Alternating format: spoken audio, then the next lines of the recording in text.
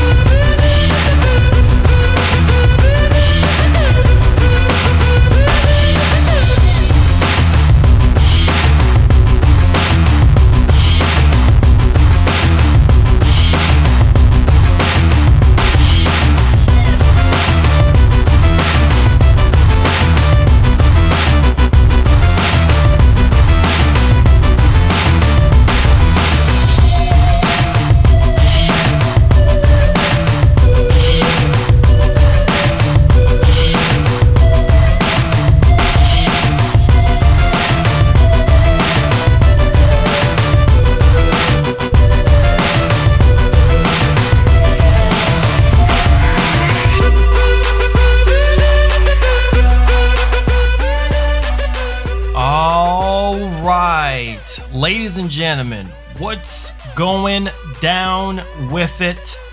It's your boy Marlon. We back at it again here with another massive show for you guys and girls today. And hopefully you guys are doing great. Me, got a lot of stuff to talk about today. We got a lot of stuff to show off today.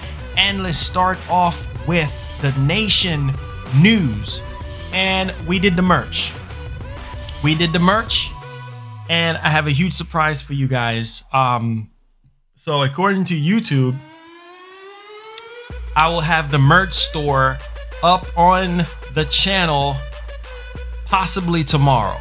So tomorrow, you guys can get ready to purchase merch. You guys have been bugging me about it.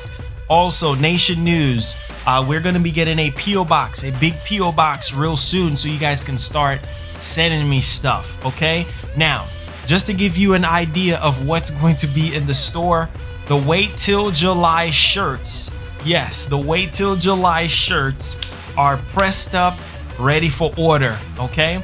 We got all different sizes. We got hoodies, we got cups, we got Let's Go Champ merch as well. We got all different sizes for, you know, your wife, for your girlfriend, for the fellas, you know what I'm saying? We got pillows, we got all type of stuff, you know what I'm saying? I told you guys we working hard, man. We working very, very hard behind the scenes to make stuff happen. Sorry for the late start, but everything, the wifey's birthday is today, so I had to make sure the queen bee is taken care of first and foremost. So I was just like busy all around making stuff happen, pulling strings behind the curtain and everything like that. So merch, Wait Till July merch is going to be live possibly tomorrow. All right, so wait till July merch. And then we have also Let's Go Champ, and then we have the other merch as well for the other slogans as well. That is definitely coming as well. So hopefully you guys are very hyped today. We do have a jam-packed show starting off here with Phil Spencer talking about the PlayStation 5 and the Xbox Series X event, the Xbox Series X hardware, and a host of other things. We do have an interview as well that we're going to be taking a look at for more in-depth visual understanding of what's going to be going down here. Make sure you guys click that like button. It definitely does help out the show as well. So hopefully you beautiful people are doing okay. Me, like I said, I've been working like a Hebrew slave, trying to get things done behind the scenes for you guys.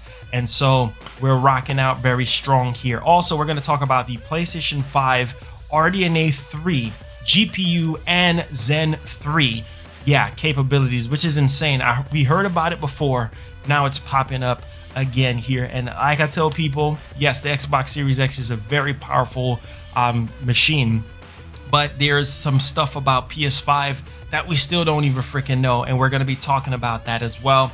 We're also going to be talking about the PS5 SSD, the Samsung PS5 980 Pro SSD. We're going to be talking about that. We're also going to be talking about The Last of Us 2 and how the game is continuing to sell very, very well in parts of the world, even in the US as well, both physical and digital. And we do have a bit of downside because a bit of the controversy that's been going on with this game kind of bring it down as far as people playing the game, understanding what the story is about, and trading in the game like crazy. So there's a particular retailer that is literally like saying, hey, we're not taking no more trades on The Last of Us 2. I know nobody's talking about this, but this is why you subscribe to your boy, to get all the latest in gaming.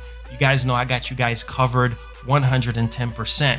So we're going to be talking about that whole trading situation and how this one particular retailer is like, we can't take no more. We've gotten so many Last of Us 2 trade-ins. So yes, the game is selling very well, obviously because it's The Last of Us 2, but the story is just pretty bad. And a lot of people, you know, really want there's a petition out now for The Last of Us 2, where a lot of people are saying, hey, they want the story to be remade or be retold. And also Neil Druckmann talked about Last of Us Part 3, but it's going to be difficult for them to actually go into that lane right now. So we're going to be talking about all of that as well. Make sure you guys hit that like button. I don't know what's up with all these dislikes, but hit that like button. Hit that like button. It definitely does help out as well. Thank you guys so much for the birthday wishes. I would definitely let her know. So thank you guys so much for birthday wishes and everything like that. Really do appreciate it. Hit that like button. Hit that like button. Share the show around. Definitely do appreciate you guys, man, for rocking out with your boy.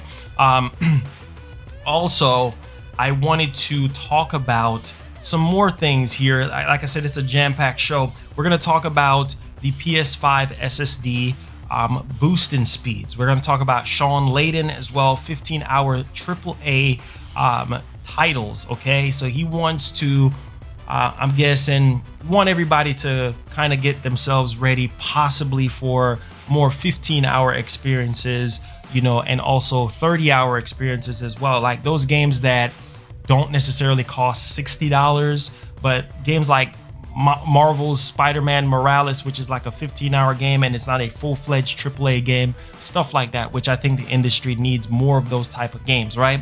Also, we're going to talk about the Xbox Series X price. We're going to talk about the all-access capabilities as well. We're also going to talk about the Epic Unreal Engine 5. We're going to talk about that and how they managed to work with the PlayStation 5. We're also going to be talking about the Tokyo Game Show 2020.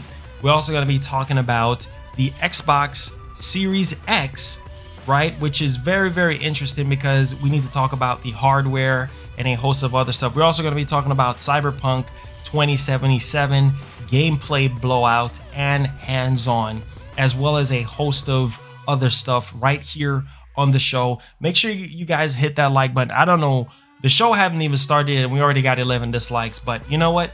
It is okay. I don't know what's to dislike about the show. All right, so hit that like button, hit that share button. Let's make this the biggest show that we can ever make. All right, so let's go ahead and hit that share button. There's a lot of valuable information that's going to be in the show today that I don't necessarily want people to literally miss out on. Even further beyond.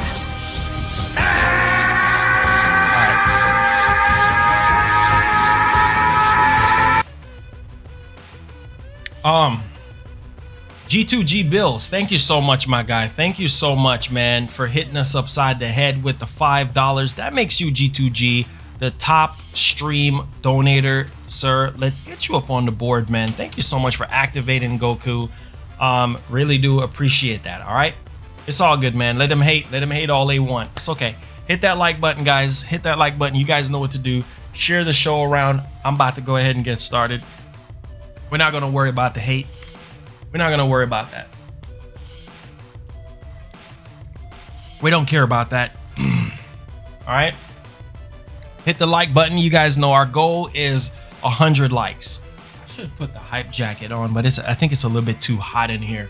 All right. So let's get with the shout outs and everything. Like, it's all good, man. We're not worrying about the dislikes. It's all good. Let them hate if they want. They can't stop us. They cannot stop us.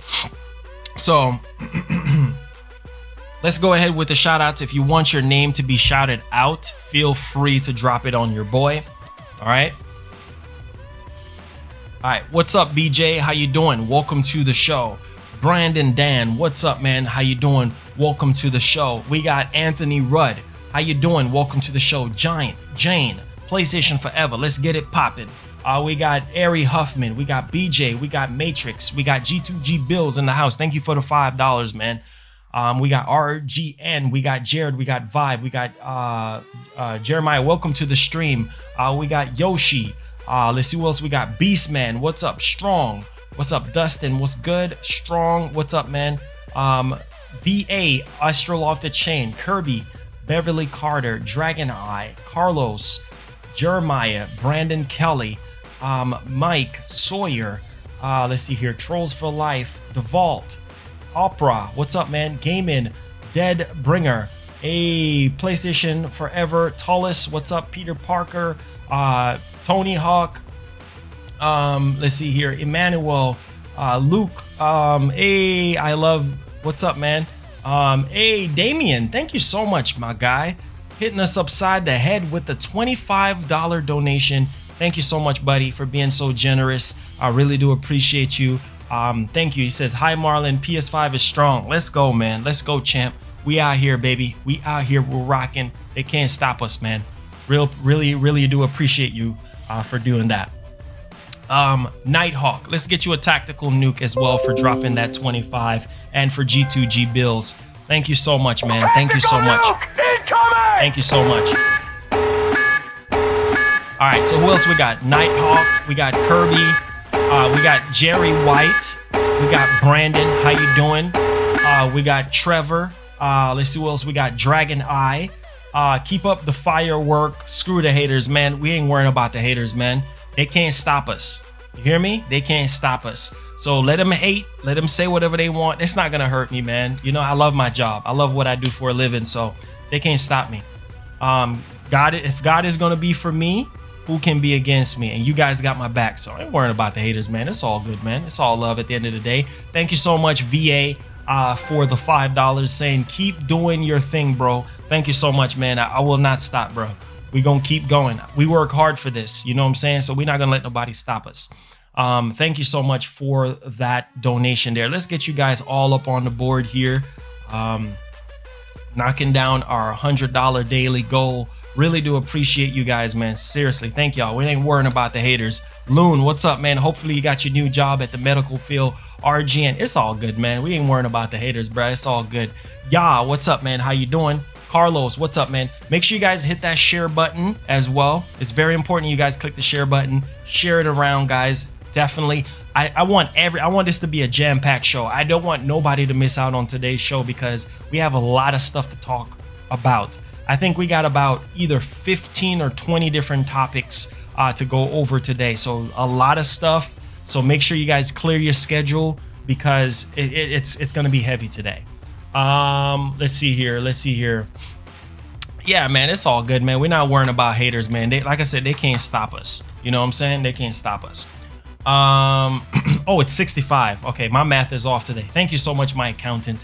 Thank you so much. You guys are amazing, keeping track on the money. $65. Let's go.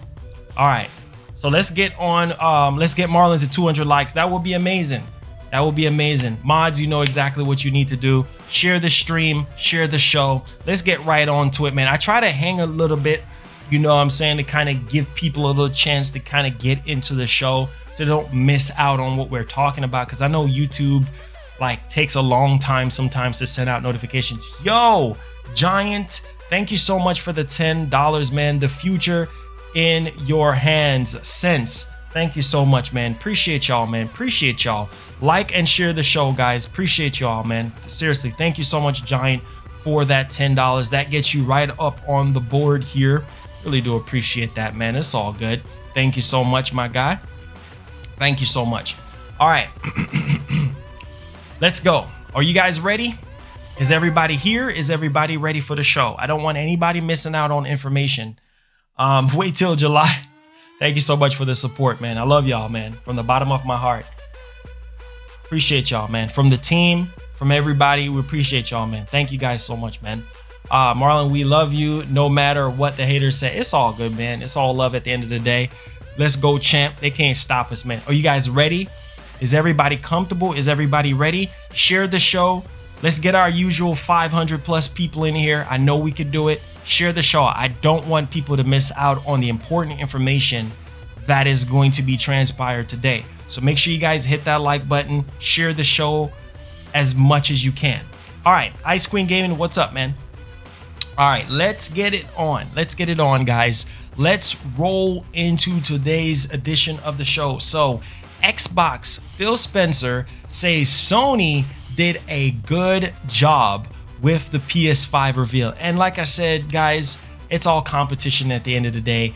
And, you know, behind closed doors, Jim Ryan and Phil Spencer is probably buddies, right? But to the public eye, they're very fierce competitors. And so this is kind of dope. And this is kind of stemming from the whole Game Lab Live, which we do have an interview here that I want you guys to actually hear. But I'm going to go ahead and give you guys the little heavy detail on what's going on here and what Phil Spencer had to say about the PlayStation 5 reveal event as well as the PlayStation 5. So the PS5 reveal, Sony did a good job, says Spencer. Now, speaking with Game Lab Live, Spencer had a fair helping of praise to heap over Microsoft's primary rival, admitting it was great. So he admitted that it was great. I mean, come on, Sony did a great job, and I feel like you need to give credit where credit's due, okay? Now, he said that it was great to have Sony lift the lid on its plans and offer a proper look at console and games. Now, even so, in competitor terms, Spencer is confident that Microsoft is in a solid position in what it has to offer with the next generation console. Now, this is very, very important because while Spencer is praising Sony and saying that Sony is doing a great job, you know, with the reveal of the PS5, showing the games and the console, Phil Spencer is saying that he's pretty confident in what Microsoft is planning on doing with the power of the Series X and the games that they're going to be showing us. And so I'm going to go ahead and read everything here in detail for you guys so you guys don't miss out on what's going on here. Now, this is what Phil Spencer have to say. As a competitor, it's great to have them out there now so that we kind of know what the program is. Now, we have seen the device. We have seen the games. Just being honest, I felt good after seeing their show. He's talking about Sony here. Now, he said, I think the hardware advantages that we have built are going to show up as we are talking about our games, frame rates, and other things. So there you guys go on that. He's talking about the hardware advantages between the PS5 and the Series X. Obviously, we know raw power, brute force power the Series X, you know, got it over the PlayStation 5. And he said after seeing what Sony did, they're pretty confident in what they're about to show when it comes to games, when it comes to frame rate and other things. Now, the second part of what he talked about was, he says, I thought the games lineup that we're going to have at launch, I felt really good about. So he's saying that the stuff that they show that's supposed to be at launch, he felt really, really good about. He says, we got more clarity on what they're doing, obviously at their show, which help us focus in more on what we have. So obviously, you know, they're looking at what Sony is doing and they're like, man, you know what, this is actually making us be more laser focused and everything like that, so that we can deliver what we have. And so that is really, really dope stuff there, guys. I'm very, very excited, you know, for July. Wait till July, right? Now listen to this. He says, and I think that will be a strength for us at launch. So he's thinking that the launch games that Microsoft have right now and the hardware advantages, that is going to give them an edge over the PlayStation 5 and what Sony is offering. Now, let's get down to the bottom piece here. He says, so I thought they did a good job. I thought they do what they do very well. And they did that. But when I think the position that we're in with the games that we are going to be able to show and how they're going to show up and the hardware advantages that we have, I think we're in a very, very good position. So he's saying off the rip, they're going to be in a very, very good position with the games that they're going to be offering, with the hardware advantages, with the frame rate, and all the things that they have to show us at the July event. Sounds pretty exciting, right? So we're gonna go ahead here, guys, and we're gonna move on to the next part of what Phil Spencer have to say. Hopefully you guys are enjoying the show so far. Me, I'm pretty excited for what Microsoft has to offer. Wait till July to see what they have. Now, Phil Spencer, the hardware advantages that we have built in Series X will show up. Now, this is very, very interesting because, you know, we've been hearing so much about this. And, you know, it's like, bruh, I'm pretty excited. I'm literally excited about all of this stuff that Phil Spencer is talking about, because he's obviously hyping up the Series X with the power advantages and the games that they're going to be showing. Now, check this out. Listen to this. He said that the hardware advantages that we have built will show up. I feel good about our games lineup and our first party content show in July. So yes, he's talking about the Xbox Series X event, and he's saying that he's pretty confident in the games lineup of games. Because let me be honest here. Let me throw a pin into this one. This is going to be very important for Microsoft and the team and Phil Spencer to really own the show. They need to show killer first party games, right? So he's saying that he feels very good about the first party content that they're going to be showing in July. He says, we have taken our user feedback from the last event, and I think people will be pleased about what will be showcased. So this is good, because the last Inside Xbox that we had, that last Xbox event, was terrible. Like, they said that we was gonna see gameplay running natively on the system. We did not get that. And so a lot of people are pretty salty. A lot of people are very upset. And you know, it's crazy, because one of the things that the Xbox community always brag about, they always talk about, is power, right? And how the Series X is more powerful, and how, you know, they brag about the architecture of the Series X, and you know, that's cool and all, but what about the games? And so Phil Spencer is like, yo, after taking feedbacks from the fans, they're gonna be blown away. And that's what we really want to hear. And you know, to Microsoft defense, one of the things that I really love about Microsoft is that they always reach out to fans. Like, if a fan have a question, like Phil Spencer, I met him before, really down to earth guy, really cool. He will talk to you. Like, if you reach out to Phil Spencer, you have a question and he can answer it, he'll talk to you. And that's something that I love about Microsoft and the Xbox team, is that they don't mind reaching out to people and talking to them and answering questions. They're not high and mighty like some corporations where they can't talk to you. And so that's pretty cool. Now, listen to this part. It says, we are ready to set up to be player-led in designing the Xbox Series X. We want the power inside of the console to be predictable and to be easy to be developed for. Once again, off the rip, off the top of the dome, this is one of the most important things for your system, for your architecture. You want to make sure that your chief engineers that is behind the hardware and everything like that, you want to make sure that they're making this system easy to be developed for. And I'm so glad that he actually mentions that, because that's one of the key things, man, that the PS5 really have right now, is how easy it is to develop for. And the fact that Phil Spencer is saying that, you know, the Series X not only have the power inside, but also easy to be developed for. And this is what we want to hear. Obviously, I want to see games that is going to take advantage of the Xbox Series X. We might not see that for at least another 2 or 3, maybe 4 years before developers start hitting their strides and showing us what they can really do with these next gen hardware.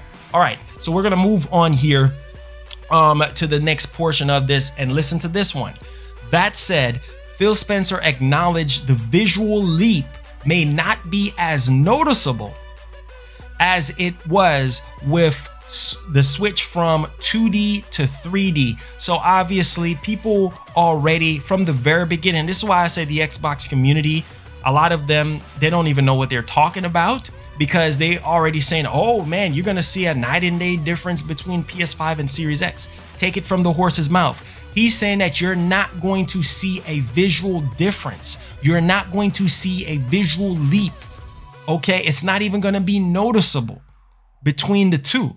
And we've seen people from Sony, like Sony developers, third-party developers, like, bro, the difference between these two systems is by a hair.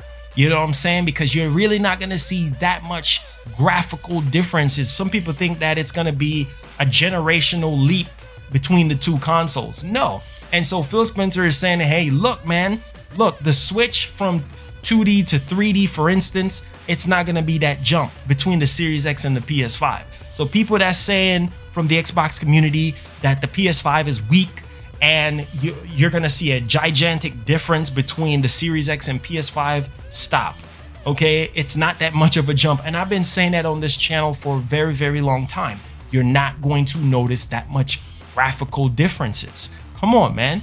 Everybody just having this T-flop number in their head and they're riding off in the sunset with it and be like, yay, our system has 2-point-ish more T-flops. Okay, how is that going to translate down to real world performance when it comes to the games? Because that's what it boils down to at the end of the day. It comes down to games. That's what we want as gamers. We want to play games, right? So for people who is sitting here saying that, you can put that to rest, because this is not the first time that I've heard a Xbox exec or a PlayStation exec come out and have something to say about this. Now, we're gonna move along here. On the other hand, things that have long been responsible for breaking immersion when gaming, such as load times, high latency input, etc., will receive a dramatic step up in the next generation. So I'm gonna repeat that.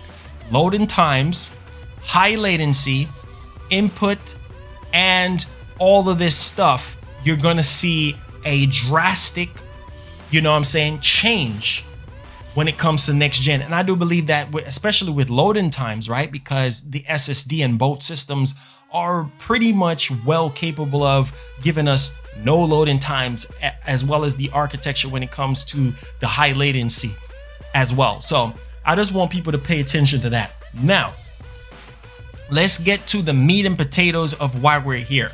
Now, with regards to how Microsoft intends to measure up its upcoming first-party content with Sony's acclaimed PlayStation exclusives, the head of gaming at Microsoft said that the goal won't be to replicate what other people have done. This is beautiful. We don't want you coming out here, Microsoft, and replicating what Sony can do, or what Sony has done, or what Nintendo has done. We want you guys to basically blow us away this generation.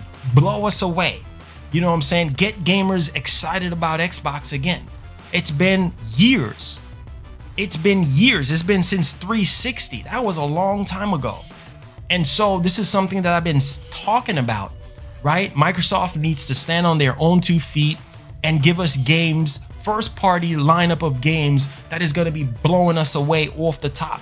And so we're going to dig a little bit much more deeper into this one so people can understand the context of what is being said here. Now, he also added he's proud of the diversity of content that Xbox Game Studios are creating, and mention it will be a mainstay going forward. Now, this is good news. And he also talked about the success of Game Pass and saying that it's making it much more easier for Microsoft to convince developers and publishers to go on board with the program. So in other words, everything that's going on with Game Pass and publishers putting their game on Game Pass, and they can work out a deal with Microsoft to give it to us, the gamers, and giving us more value. That is something that's very, very dear to his heart and very, very important as well. So hopefully you guys understand exactly what's going on here. And listen to this one.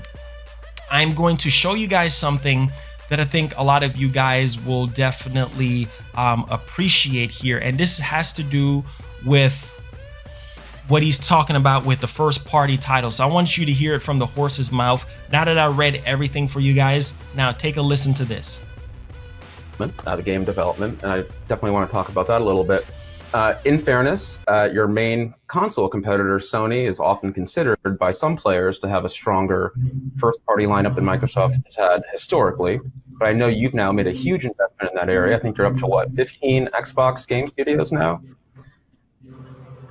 Yeah, you know, the first-party content is really important to where we're going. It's important to our hardware platforms, important to things like Game Pass, and our overall gaming strategy at Microsoft. And as we got in place, the new leadership team a few years ago, and we started building our strategy and articulating our strategy internally to the company, it was really encouraging to see the support that we were getting from the board and the senior leadership team at the company to go and grow our first party. And I feel really good about the lineup of creator-led studios that we have now, all under Matt Booty's leadership. And I'm seeing the output of those teams. Some of the things have been announced, many of them have not. I'm seeing how the community of creators inside of our own teams are coming together to have an impact on each other and the work that they're doing and learning from each other as studios, but also on our service and our platform work. That feedback loop that you get from creators as you're building out your software and your hardware platforms is very, very critical. And we know it's important. We know it's something that our fans want. But I will also say that we're going to create our first party around the things that we feel like we need to do in order to stand up for Xbox. Thank you so much, Glory, sometimes Daniel. We get suggestions of where's your X game or where's your Y game when people look at the other hardware platforms. You know, I don't think our goal is to replicate what other people have done. It doesn't help the industry to have people that are trying to do exactly the same thing with their platform services or content. I'm really proud of the diversity of content that our Xbox Game Studios teams are creating, of genres and art styles and platforms and gameplay, single player, multiplayer, cooperative work that's coming along. Just really proud of the diversity that I'm seeing from the Xbox Game Studios organization. And I think that's going to continue. That'll be a mainstay for us, that it won't be about a certain kind of genre, a certain kind of story, that the teams are really led by their own vision and what they want to build. And I think we've talked a few times about how the technology really just exists to allow creative people to create more immersive experiences. That's what this is really all about. And when we talk about the mix of products coming out of Xbox Game Studios, Are there certain kinds of experiences that you might not have been able to deliver on the previous generation that you're now enabled, that you can then lean into to highlight the power and the opportunities of the new Xbox? This is always a difficult kind of question, because I know people are looking for the 1, 2, or 3 tech that only shows up on a certain platform or is only made possible on a certain platform. And I think it's just a matter of degrees, and it has been for a while. You know, we can go back in console history and see things like 2D to 3D, which were dramatic kind of inflections in the creative canvas that creators were using. I think we're at a point now with immersion, with the tools that we have and the compute capability, that the deltas will be smaller from a visual impact, or a feature X was never possible before and now it is. That might sound depressing to some. What I will say is, on the advantage side of what I'm seeing now is really the immersive nature of the content that's getting created. The things that would break the immersion that you had in a story, whether it's loading or whether it's frame rate jitter, whether it's the frame rate that the game was running at. You know, we're able to get to, in certain instances, almost lifelike graphics today, even on current gen in certain instances. But when you take that and you mix it with very high frame rate, solid frame rate, very little latency and input, and the ability for game storytellers to really push the emotion in the story that they're trying to get through their game, kind of through the screen, through the controller, into you, that is something that I'm feeling in the games now that's a dramatic step up. I don't know that it goes from X to Y in terms of a feature capability, but definitely in terms of a feeling of immersion in the content that's being created right now. I think we're going to come to a really great future where stories will even have more feeling and impact. Now, just to wrap up on the first-party software side, obviously Halo is your crown jewel IP, and we're all looking forward to playing the new Halo. He smiles about Halo. Is there a particular first-party game you're most looking forward to playing on the new system or with the new set of services you're offering that's beyond Halo? He smiled about Halo. Look at that. That's kind of an unfair question. He smiled about Halo. I'm going to pick a couple, just two, among all the games that I'm looking forward to playing.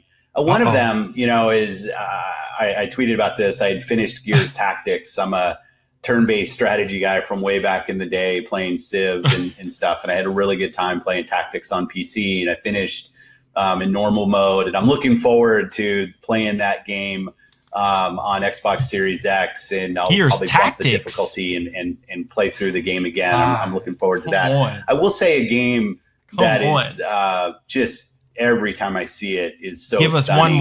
One more. Flight Sim. And for us at Xbox and Microsoft Gaming, you know, Flight Sim has a long history inside the company.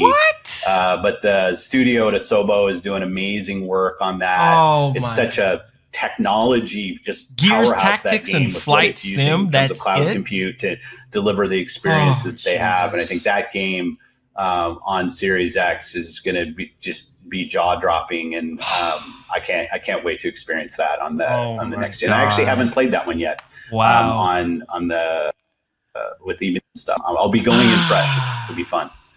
Wow. Well, yeah, it's been almost 15 years. I guess no since we've games, had a new no Flight Simulator, and that's actually a Gears great Tactics? title for you to bring up as we For transition first from party? talking a little bit about the content to some of the business models. Come on, bro. And I want to talk about Game Pass. This is what and I'm talking about.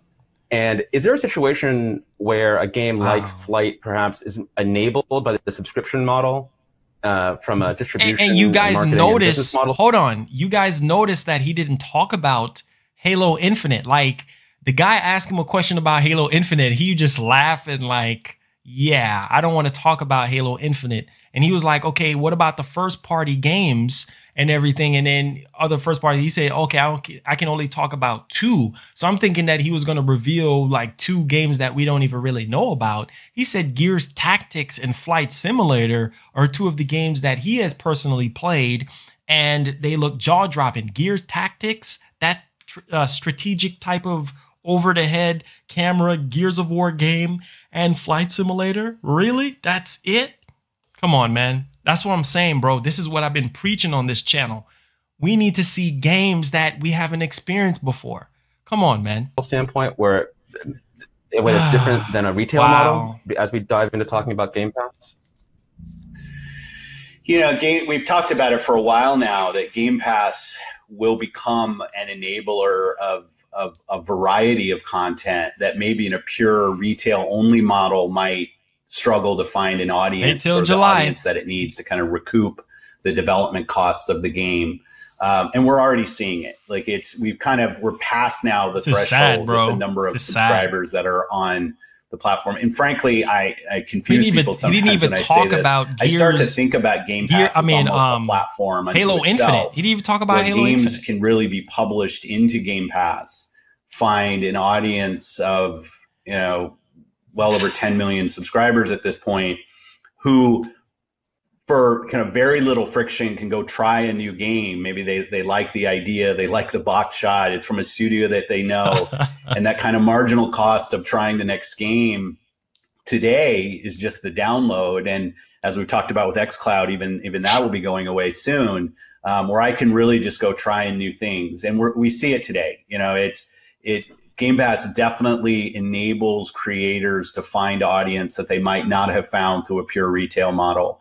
It doesn't preclude the retail model. Everything that's in Game Pass today is for sale, and so we're not trying to move the business model from X to Y. We're trying to create choice for customers and creators, and we see it. There's so many games today that are finding millions of players that probably would not have found those players through a pure retail model. And I just think that opens up the canvas of creativity for creators everywhere. And I think that's a good thing for us as players and as the industry.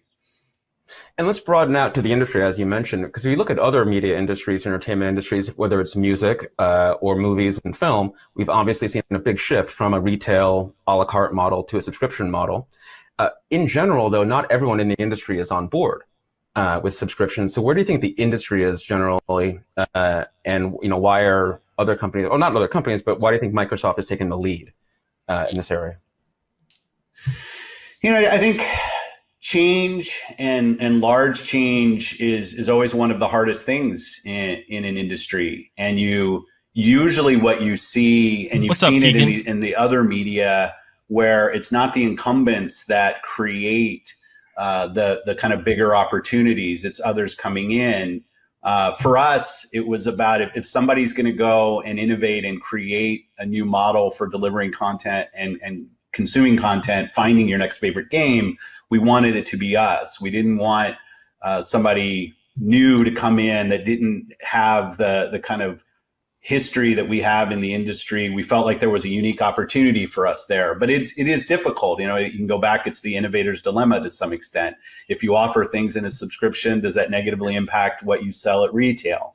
How does it impact kind of other business models that you might be thinking about as a company? So for us, we were kind of a bit of, I guess, economic anarchists as we went forward. And we said, let's not get constrained by the models that have existed previously. Let's build models around players. And if those models actually create challenges to the existing model, let's work hand in hand with our partners. And I've been really pleased with the amount of support that we've had from third parties and independent studios in Game Pass, and continue to see that. It's been really great. And I think now we're starting to see the opportunity for those partners, and it's actually becoming easier for us to secure content for Game Pass because the studios and the publishers see it, right? They see that when a game enters Game Pass, it finds players that they wouldn't have found before, and the long-term value of the content that they're building goes up the more players fall in love with the stories and the characters. And I suspect that you can't really go into a lot of details about this, but can we go a little bit farther and talk about like the financial incentives and why going on to Game Pass makes sense for developers and publishers, and just a little bit about how that looks for them? Yeah, I think today we've matured as an industry quite a bit, and just in terms of how we manage IP and franchises. You had older models where it was, and certain models still work in this place, but it was all about every year the new thing has to come out. And it was almost you're trying to create a subscription out of retail to just get the same customer to come in every September, October and buy your game again. And there was franchise management you had to do with that, but there was also just a lot of heavy lifting you were doing as a creator to migrate the existing player that was already playing your game, loving it. In many ways, your biggest competitor was your last game. And you've seen teams move from that. Not every team feels the need to go and kind of build N+1 version of the game. Now, I watched my friends of Bungie and their Destiny stream a couple weeks ago, which I thought was awesome. And they really showed a long roadmap for Destiny 2. And I think that's a great example of a team that's thinking about the community that they have and how they grow that community. And their only model for continuing is not to come out with the third version, but rather continue supporting the game that millions and millions of people love, including myself. So I think as teams have grown into managing engagement, managing community, managing the social around their games, models like Game Pass can really work. I mean, as teams have even looked at things like free to play is not that different of how do I go create a large top of funnel for my games coming in. And Game Pass in many ways works like a large top of funnel for many games. And I think people know that if you can get millions of people to love your game, play your game, the longevity of that game is longer than it's almost ever been. And your ability to continue to grow the business that you're building as a studio goes up with the more players that you have. One aspect of Game Pass, which I've really enjoyed, and people who know me, I love console experience. I love being on the couch with my friends doing that. But my personal preference is playing on PC. And the ability to leverage Game Pass across both the PC and the console ecosystem, that obviously has to be a big differentiator and advantage for you, both financially and in dealing with publishers. You know, the model that we started on, and it's been years now, and the puzzle pieces slowly come together. We announced we were going to ship our first party games on both PC and Xbox. And that was a view of at some point we want to be able to bring these communities closer together. The back compat work that we did was about, okay, we wanted to make sure, regardless of what generation you fell in love with the game, we wanted to give you the absolute best version of the game you can play, which is, as you know, as a PC player, something that PCs had from almost the beginning with Win32 compatibility and how all of that works. So, you know, as we've been building the pieces together and kind of getting to where we are now on the cusp of, you know, xCloud and allowing people to play games come anywhere, I think you're absolutely right that capability that we have on PC and that we've embraced gamers wherever they are, but including on PC, and we're shipping our first party games there. We're building Xbox Live communities there. We have a Game Pass community that's millions strong on PC now, which is just awesome to see. And as creators, and it kind of goes back to your other question about the kind of what has happened this generation. If you start to think about the player as your customer and not the device through, like the player through the device, you want to allow the players of your games to just play the game wherever they want to go play.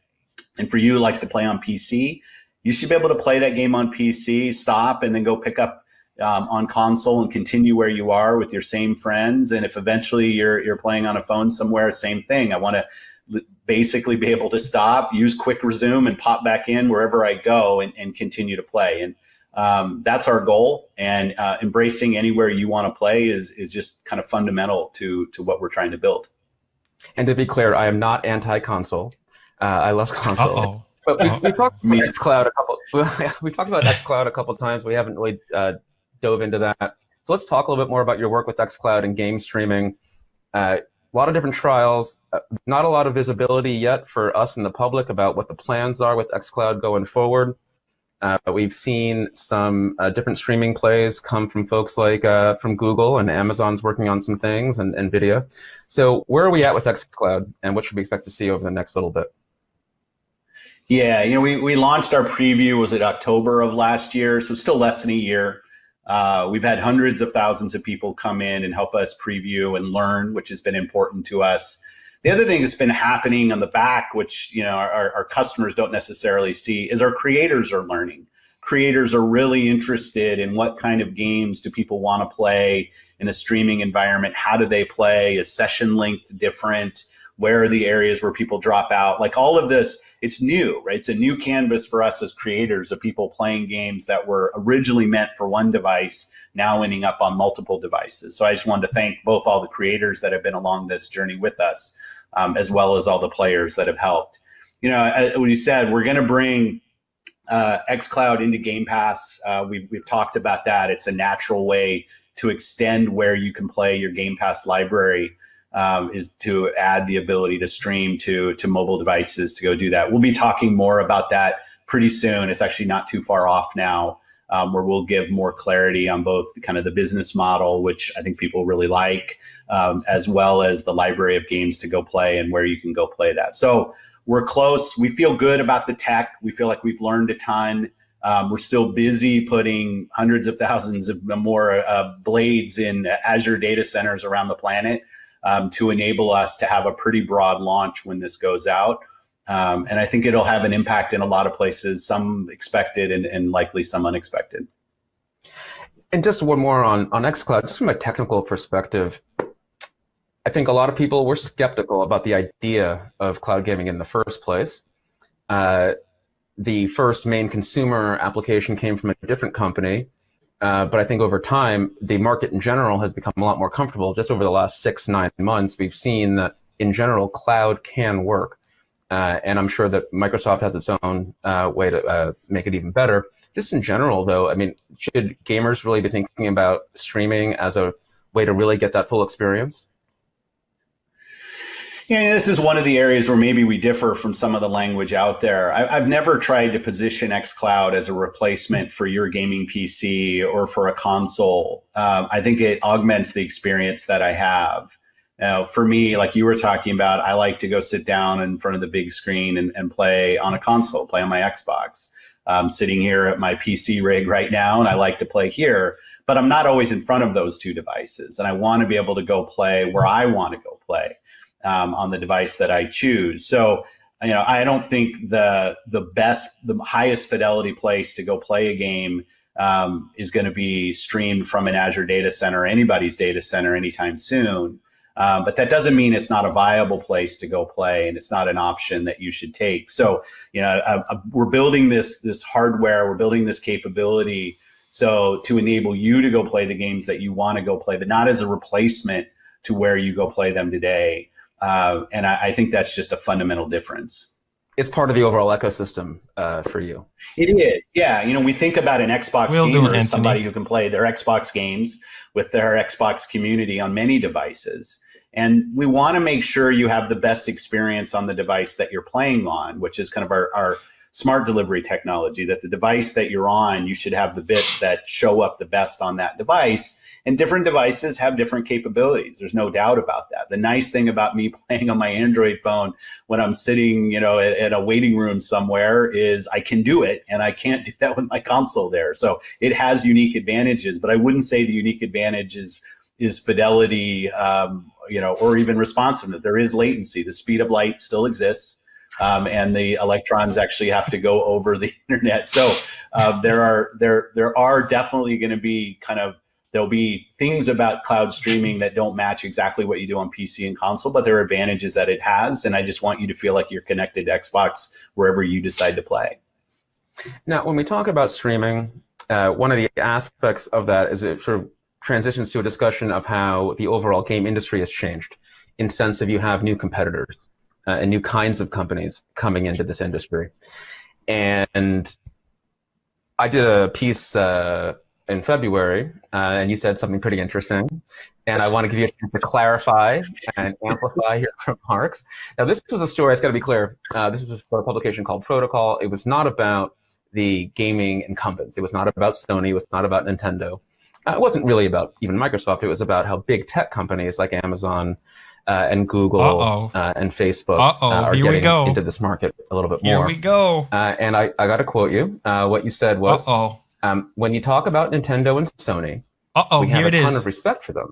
But we see Amazon and Google as the main competitors going forward. Like I've been saying. That's not to disrespect Nintendo and Sony, but the traditional gaming companies are somewhat out of position.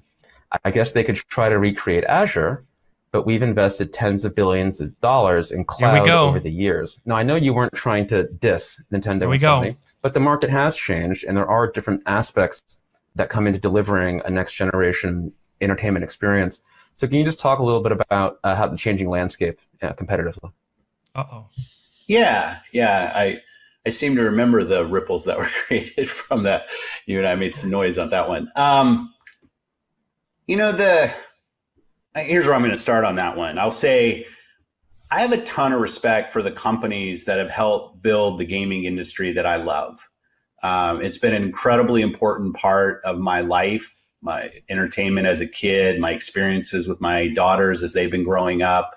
And frankly, my professional career has mainly been about this industry. So when I think about the companies that have been part of creating what the industry is today, I always struggle to say that our strategy at Microsoft is to eliminate those companies or to somehow, create a world where they can't thrive.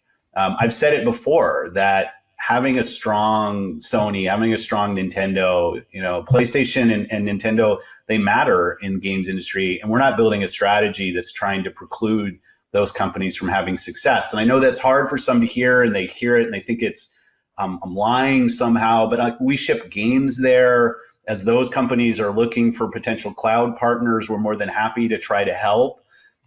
Because I think it's an important thing for us as an industry that we respect our history and how we got here together. Competing in many areas, yes, and we do compete with Sony and Nintendo in many areas, but also recognizing that this industry is growing incredibly quickly right now, and it has more global influence than it's ever had. And there's real opportunity for us to take a player-centered approach and not a device-centered approach as an industry. And those things can help the industry grow and have more impact.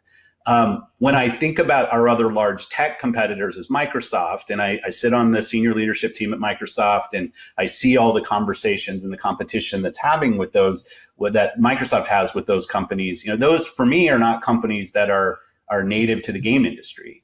And I just want to make sure that as this industry evolves, as the business models evolve, and as we're trying to innovate in new ways, and we're creating new social structures in our industry, and we're meeting new players, that the history of what we've learned in getting here over the decades matters in terms of how we navigate forward. So I guess my comments are just more about respect for how we got here as an industry and the progress that we've made, and looking at other players who don't have a history in this business coming in, and just wanting to ensure as an industry we protect what we have and we grow it in a thoughtful way. Now, you've talked about the future of gaming is built on the pillar of 3 C's, right? Community, cloud, content, community, and cloud. Yeah. Right. Content, community, and cloud. Okay. And you obviously would think that you're well positioned in all 3 of those pillars: content, community, cloud. And then, but obviously, as we talk about whether it's the Nintendos and Sonys on the one hand, or the Amazons and Googles on the other, different kinds of strength on those different pillars, right? In terms of how you position yourself vis-a-vis them, correct? Yeah. So when we were building our kind of evolving our strategy as a leadership team for where we're trying to go, we actually tried to erase us and any other specific company and just say, what do we think a gaming platform that's going to succeed over the next decade needs to have as core competencies and capabilities? And that's where we came up with the 3 C's of content, community, and cloud.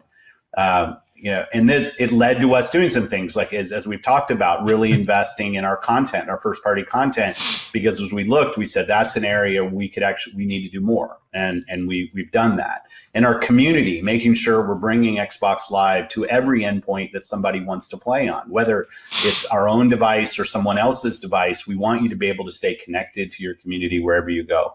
And cloud's probably the hardest one for a lot of the kind of incumbent game companies to compete on, just because it's such a capital investment to go create what a few companies on Amazon and Microsoft have created on the planet, of a global cloud infrastructure that we have. But we built that, the kind of modeling of 3Cs without thinking about our strengths.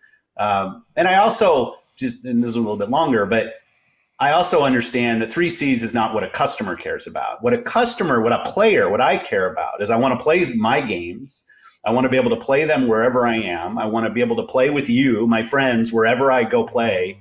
And I just want that to seamlessly work across every device that I see. So the customer benefit is the games that I want to play with my friends wherever I am. The infrastructure that we think you need is great content, a community to stay connected to people across all devices, and a cloud infrastructure to enable that. So cloud, yeah. And there are very few companies that are positioned for that. Yeah, they're and you talked a lot about putting players at the center of the experience. Oh my and that God. can involve a lot of what you might call rights or policy. So it's not issues, console, it's cloud. Whether it's cross-play, play wherever whether it's they buying want a to game play for one platform and having that future upgrade path.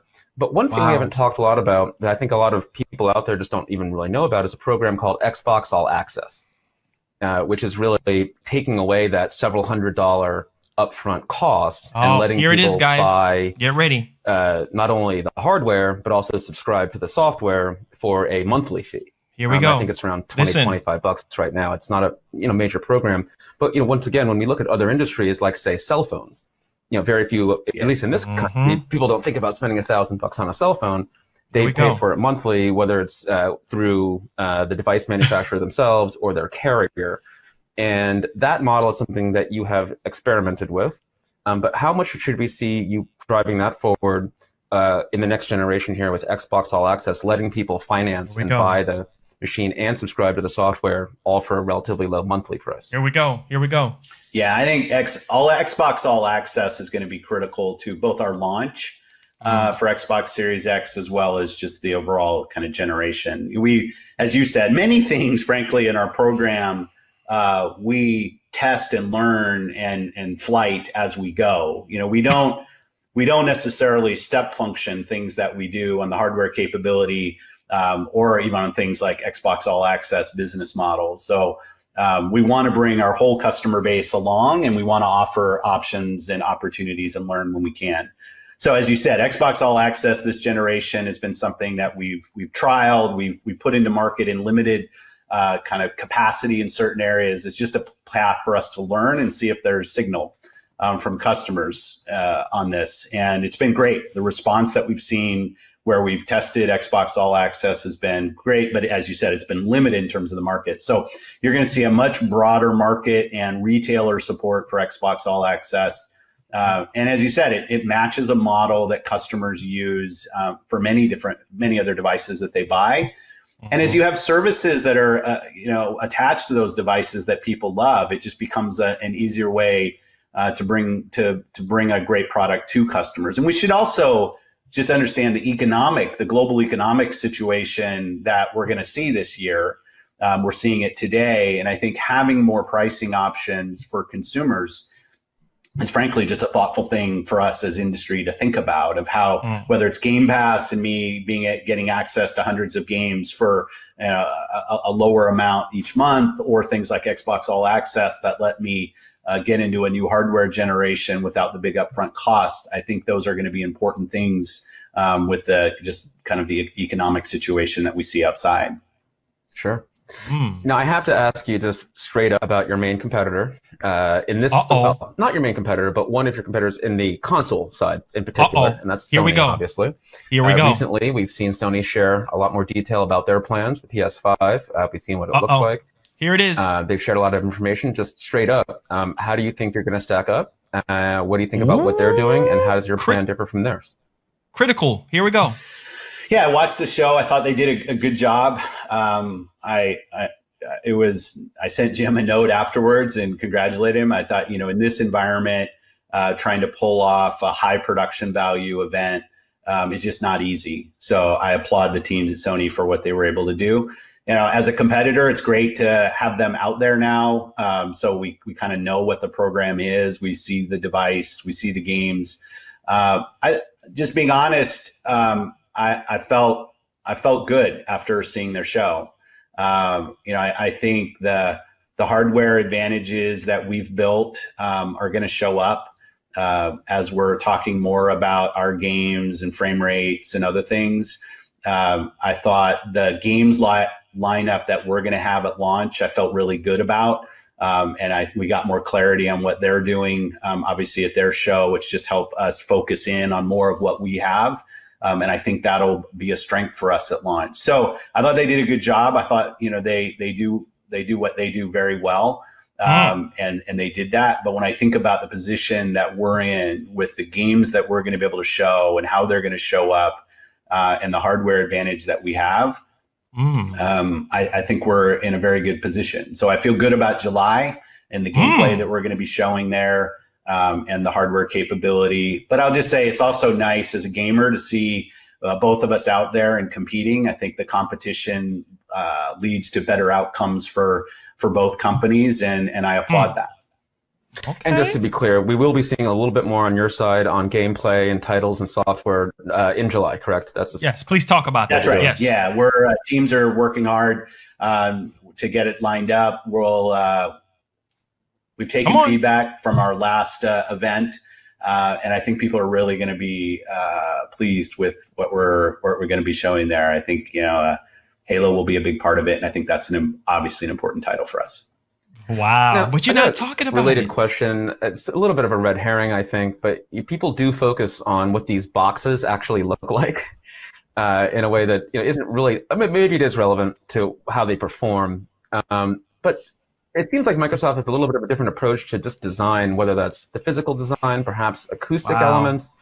Sony's been clear they want PS5 to stand out just as a machine, and it certainly does that.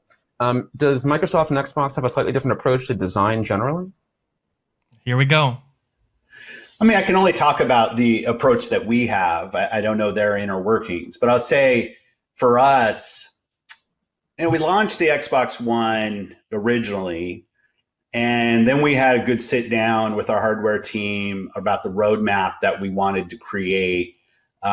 And I really wanted to empower the great teams that we have there and give them enough time to see where we're going so that they can absolutely do their best work.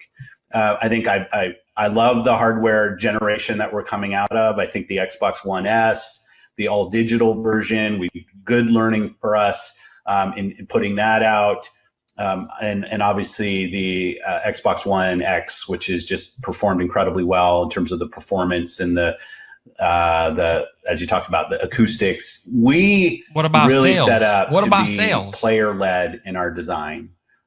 It's not about us. It's not about our device taking center stage. It's about the experience of the games. We want you to hear the games first, not our console. We want the power inside of the console to be predictable, to be high powered so that you're getting an amazing experience, and to be easy to develop for.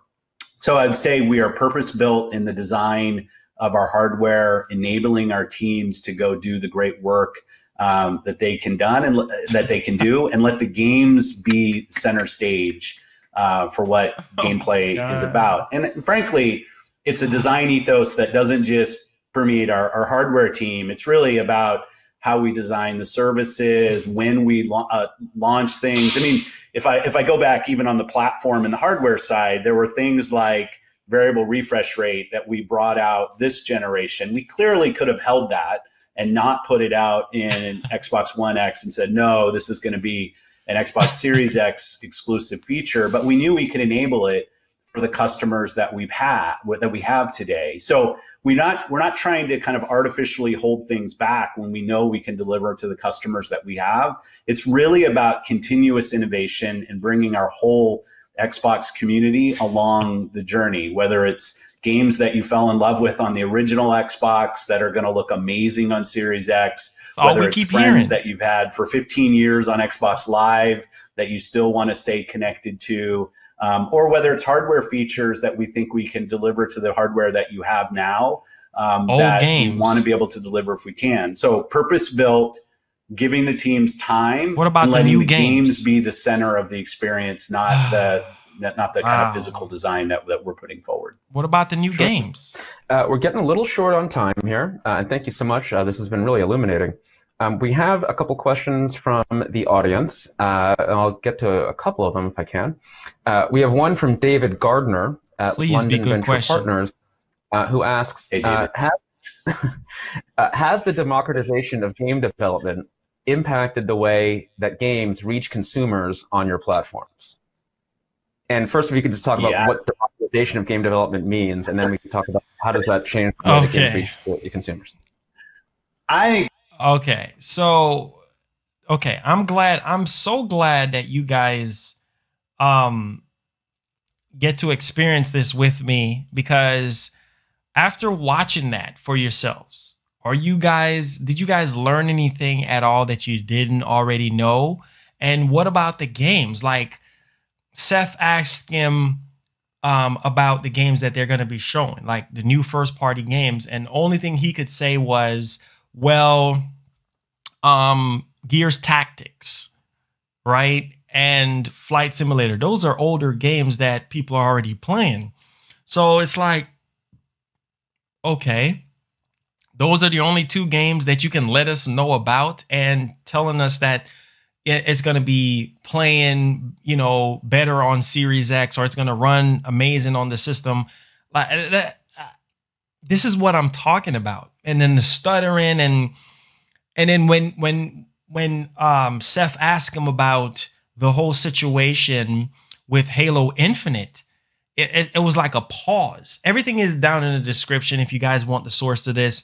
It's like a pause when he was asked about Halo Infinite, and he said that Halo Infinite is going to have a strong presence at the show. We know that Halo Infinite is going to take up majority of time at the show, right? But it's funny how he's not talking about it. He's not saying how it will run, you know, frame rate rise. He's not saying anything about that. You know what I'm saying? And then the whole thing about the competitive side of things, right? With Sony and Nintendo. And because he put out that statement saying that, you know, Nintendo and Sony is not his main competitors. His main competitors are Google, Amazon, and Apple, right? Those are the main competitors that he wants to focus on. And then, see, it's really not about the console. He keeps saying that he wants to be able to play his games anywhere, not just on PC or on console, but just anywhere. And he specifies so much on playing anywhere. So it's really not so much about hardware for Microsoft right now. So I'm so, and because that put a huge ripple effect out there for a lot of people, and everybody was like, wait a minute, like Google and Amazon and Apple, like, no, you're making a console, so you're obviously competing against Nintendo and Sony. And you see when Seth asked him about Sony and what they're doing, he was like, well, you know, we're confident with what we're doing, and we're confident about July and the games that we're going to be showing you guys, and you guys are going to be excited about that. Okay, that's cool and all, but I didn't really learn anything from this interview that I don't already know about. You see what I'm saying? And it's like, I want to ask you guys this, and I want you guys to keep it real with me. Are you guys excited about the Xbox Series X after just hearing this interview here? Like, does this get you hype for the Series X? Because the only two games that he actually went in detail on was Gears Tactics, right? And Flight Simulator. Everything else, all he just says is just say games, right? He just talk about games that we're going to be seeing, but he didn't even like go in depth in full detail and be like, okay, you can expect to see this. I understand they're trying to not ruin the surprise. A lot of you guys are saying no, right? And it's just like with Sony, like, even though they didn't really show anything, right? We still, I mean, there was still a lot of hype behind the console, and we still didn't even see the console at the time. We didn't even see any games. The only thing we got was the Unreal Engine 5 demo, right? So now that Microsoft has lifted the lid on the Series X and we see what the Series X is capable of, Minecraft and Gears of War 5, and now you're talking about Gears Tactics and Flight Simulator. How about you tell us about a game that nobody knows about that you're going to show? At least tease us with one game and say, okay, well, you know, we're going to show this game. This is the only thing I can say. It's going to look beautiful. It's going to be 4K 60 or 4K 120 with ray tracing. It's going to take full capabilities of the 3D audio that we're going to be implementing in the architecture. Like something, bro. I didn't feel that wow factor to really be blown away. Everybody's saying flush. You know, it's just it's flush. All right, let's do a flush then. I mean, I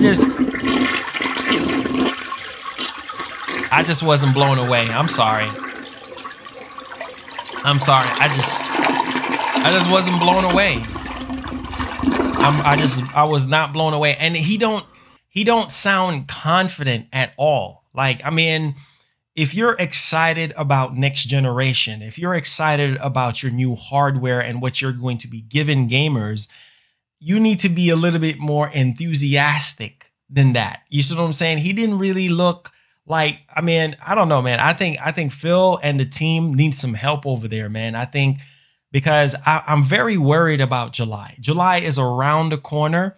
And I know he said that they're working hard. Same thing. I think it's a bunch of PR stuff because they asked him the question about what's going on with the July event. And he said that the team is working very hard, you know, to deliver the July event. And it's going to be huge and it's going to be groundbreaking. Then we got rumors that was basically saying that, hey, look, Microsoft is going to have a lot of mic drop moments at the event, right? So if you're going to have a lot of mic drop moments, then that means that you're going to be blowing us away with games. And you heard it right there when he was saying that Halo Infinite is going to take up majority of the show. Halo Infinite is going to have a huge presence at the freaking show.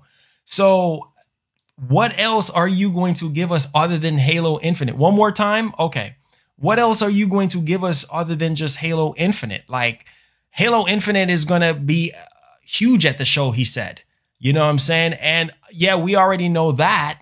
But what else can we look forward to that we don't already know about? I don't know, man. I'm very worried about Microsoft right now because it's like all I keep hearing is power, power, power, power, power. Like, that's all I'm hearing. Like, yeah, he's talking about power. He's talking about xCloud. He's talking about Game Pass, stuff that we already know. We already know that Game Pass has 10+ million subscribers. And he talked about how they're working with publishers and developers. That's cool. But the games, man, the games is what we care about. The games is what get us excited and pumped to play. You know what I'm saying? So it's just kind of like, come on, man. Like, we need to get down to the nitty gritty, you know? But I don't know, guys. I'm just not feeling excited. I'm not really feeling excited for the Xbox Series X. It's not me being biased. You guys heard it from the horse's mouth. After listening to that interview, and also he talked about the Xbox SAT edition, that Xbox SAT edition did not sell well. A lot of people, it was vomit for a lot of people. A lot of people was like, man, a SAT edition? Really? You just took out the drive out of the S version and just you didn't do no aesthetic changes to the Xbox SAT edition. I mean, you didn't do anything different. And he talking about the success of the SAT edition. If anything, the S version of the Xbox One sold better than the SAT edition, right? And then he talked about the One X. Like, come on, man. Like, that was just, I don't know. I'm very worried. I'm literally very worried. Another flush. I'm very worried. I'm very worried. But wait till July, right? Wait till July. Merch is coming out as well. And, you know, can't wait for you guys to rock that new merch, man. Can't wait for you guys to rock that new merch. That wait till July, because that's all I'm hearing from Xbox people now is wait till July. Even PR people, wait till July, Marlon. Wait till July. We're going to blow you guys away. It's going to be epic. You know, because I have a lot of contacts over there at Microsoft because I used to review a lot of their stuff on my gaming website. And they telling me, you know, when I try to ask questions, they tell me, oh, just wait until July. No, seriously, they're saying wait till July. So I don't know, man. This does not get me hype. This does not get me excited for Series X. But moving on, guys, moving on. This is sad. I need to see more than Halo Infinite. And I know Halo Infinite is probably going to take up at least 30 minutes, maybe 40 minutes of the show, you know, compared to what he was just talking about, you know, a while ago. And so we just got to wait till July, people. Merch coming out, maybe tomorrow or so from YouTube. So merch is coming out. Next subject, we're going to be talking about the PS5 and the RDNA 3, okay, capabilities of the PlayStation 5. Now, this is a rumor, guys. So Sony PS5 may have RDNA 3 GPU features and Zen 3 CPU. So this is very interesting, and this was mentioned on Red Gaming Tech via Liquid Titan. So this is a rumor right now. So we're hearing that PS5 have RDNA 3 features and Zen 3 CPU features as well. Obviously, there's a lot of things that we don't necessarily know about the PlayStation 5, and we still got to wait maybe till August. Hopefully we get a teardown of the PS5 in July, right? Because they're saying that July is for Microsoft and August apparently is going to be for Sony. And I'm guessing I'm hearing something about August as well for Microsoft. So I think both companies is going to have something, but man, this is insane.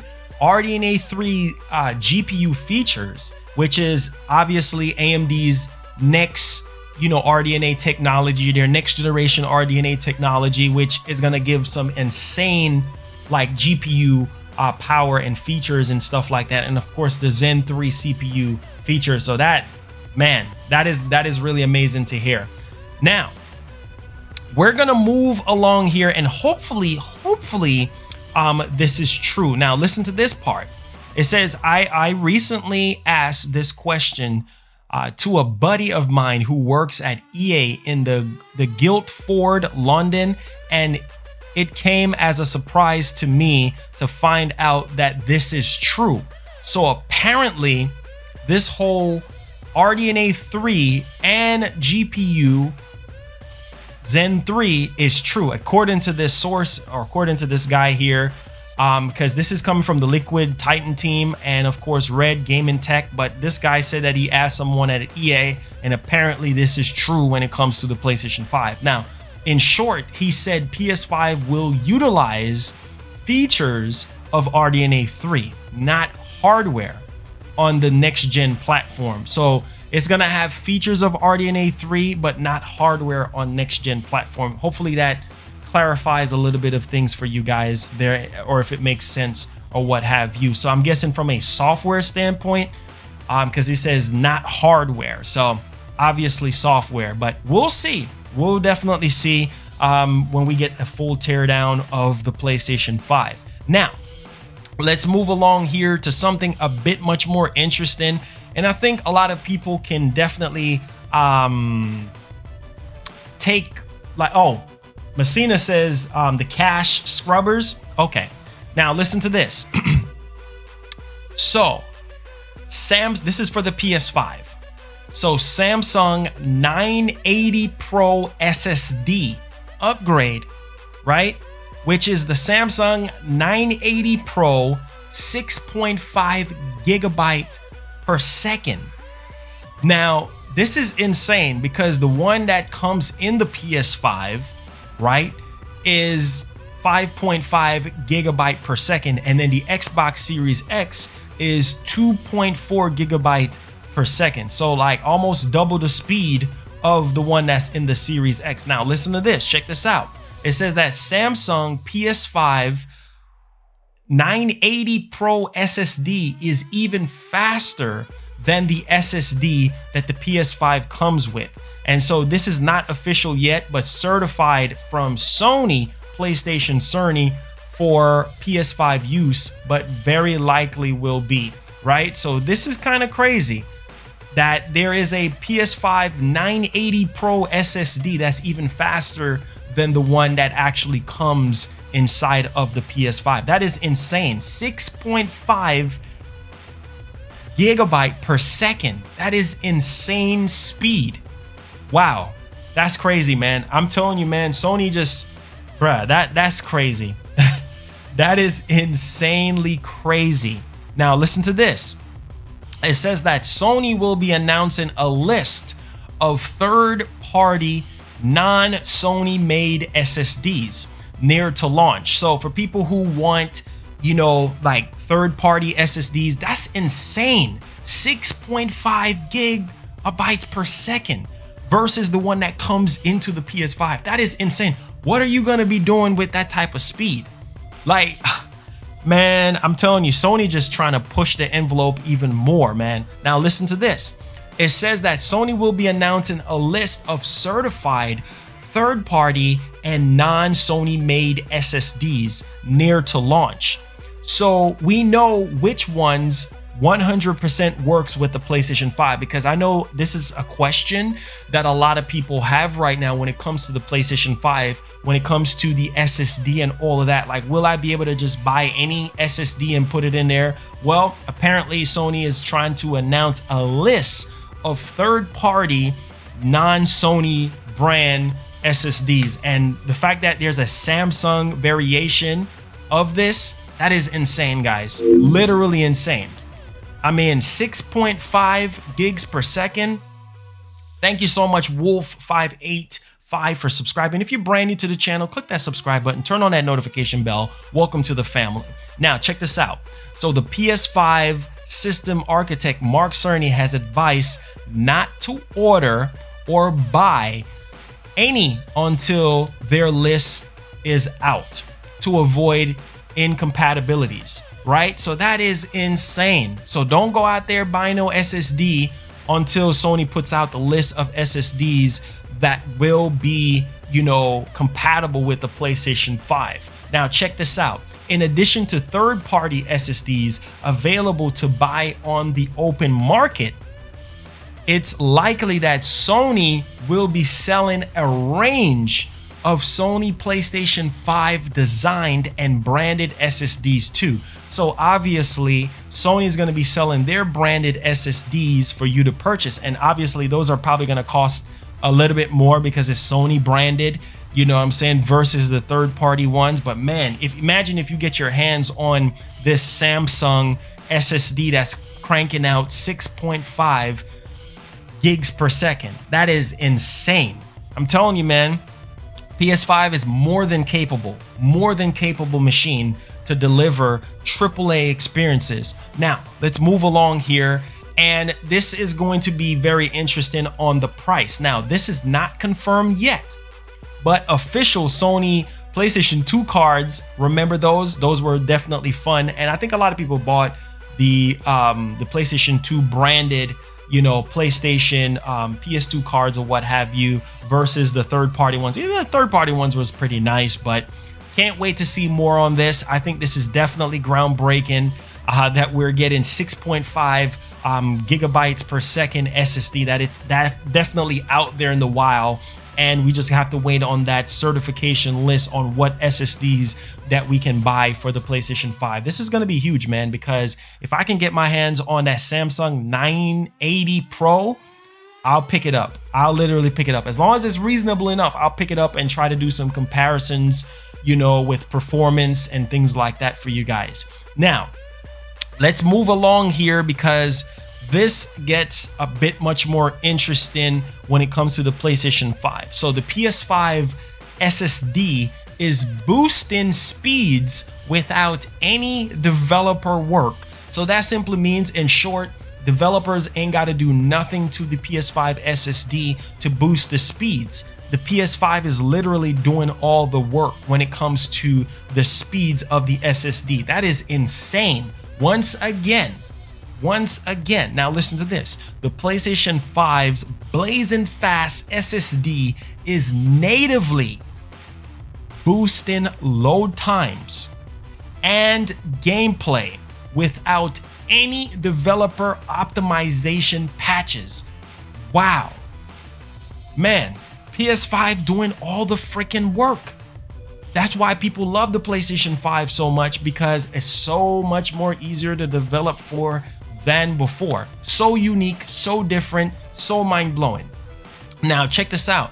It says developers don't have to lift a finger to leverage the PS5 ultra-fast 5.5 gigabyte per second PCIe 4.0 SSD. and their games are booting and running incredibly fast without any patches or optimization. So they ain't got to do a darn thing when it comes to optimization, when it comes to patches. Their games right now on PlayStation 5 hardware is running at an insane speed with no issues at all. So this is very, very incredible news. We know Mark Cerny talked about this, you know, and he talked about the custom 12-channel SSD and how fast that is and how devs are going to use that and make their games, you know, different and everything. So this is oh my God, man, this is crazy. And then we heard from Crystal Dynamic on what they think about the SSD and the RAM and the memory and all of that when it comes to the PlayStation 5. So this is very, very unique and very, very exciting to say the least when it comes down to the games on what we're going to be playing when we get our hands on the PlayStation 5. Now, we're going to move along here to something that I think a lot of people are going to be literally excited about, and I can't wait to really share more on this. So Shawn Layden, we know Shawn Layden, he's been with Sony, I think, what, 25 years or 20 plus years. And recently he left Sony, was it last year? We didn't hear anything else from him after that. Well, he said that he wants to see 15-hour AAA titles return. Short but sweet, right? And so Miles Morales is one of those examples, right? That game is going to be, from what I'm hearing, 15 or 20 hours long. And so I think the industry could use a bit of balance from AAA 40, 50, 60-hour games and give us some 15-hour games that are not $60, because I'm pretty sure people would like to spend $40 sometimes, right? Or they'll like to spend $30 sometimes for certain games, and they can still get 15 hours, you know, of a AAA experience. And I think that's very, very dope. And, you know, some 10-hour campaign or something like that.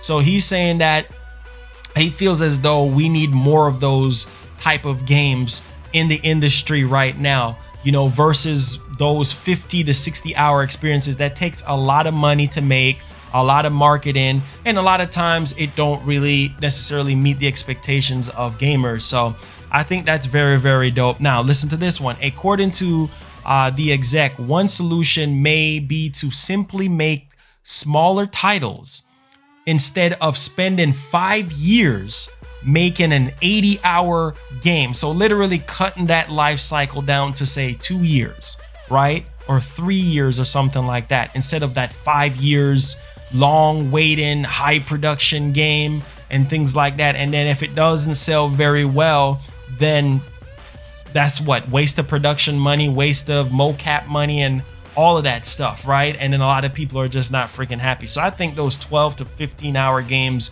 is definitely a must to balance out the industry as well. So what do you guys definitely think about this? I think this is definitely huge going forward here, because top-notch quality games for $60.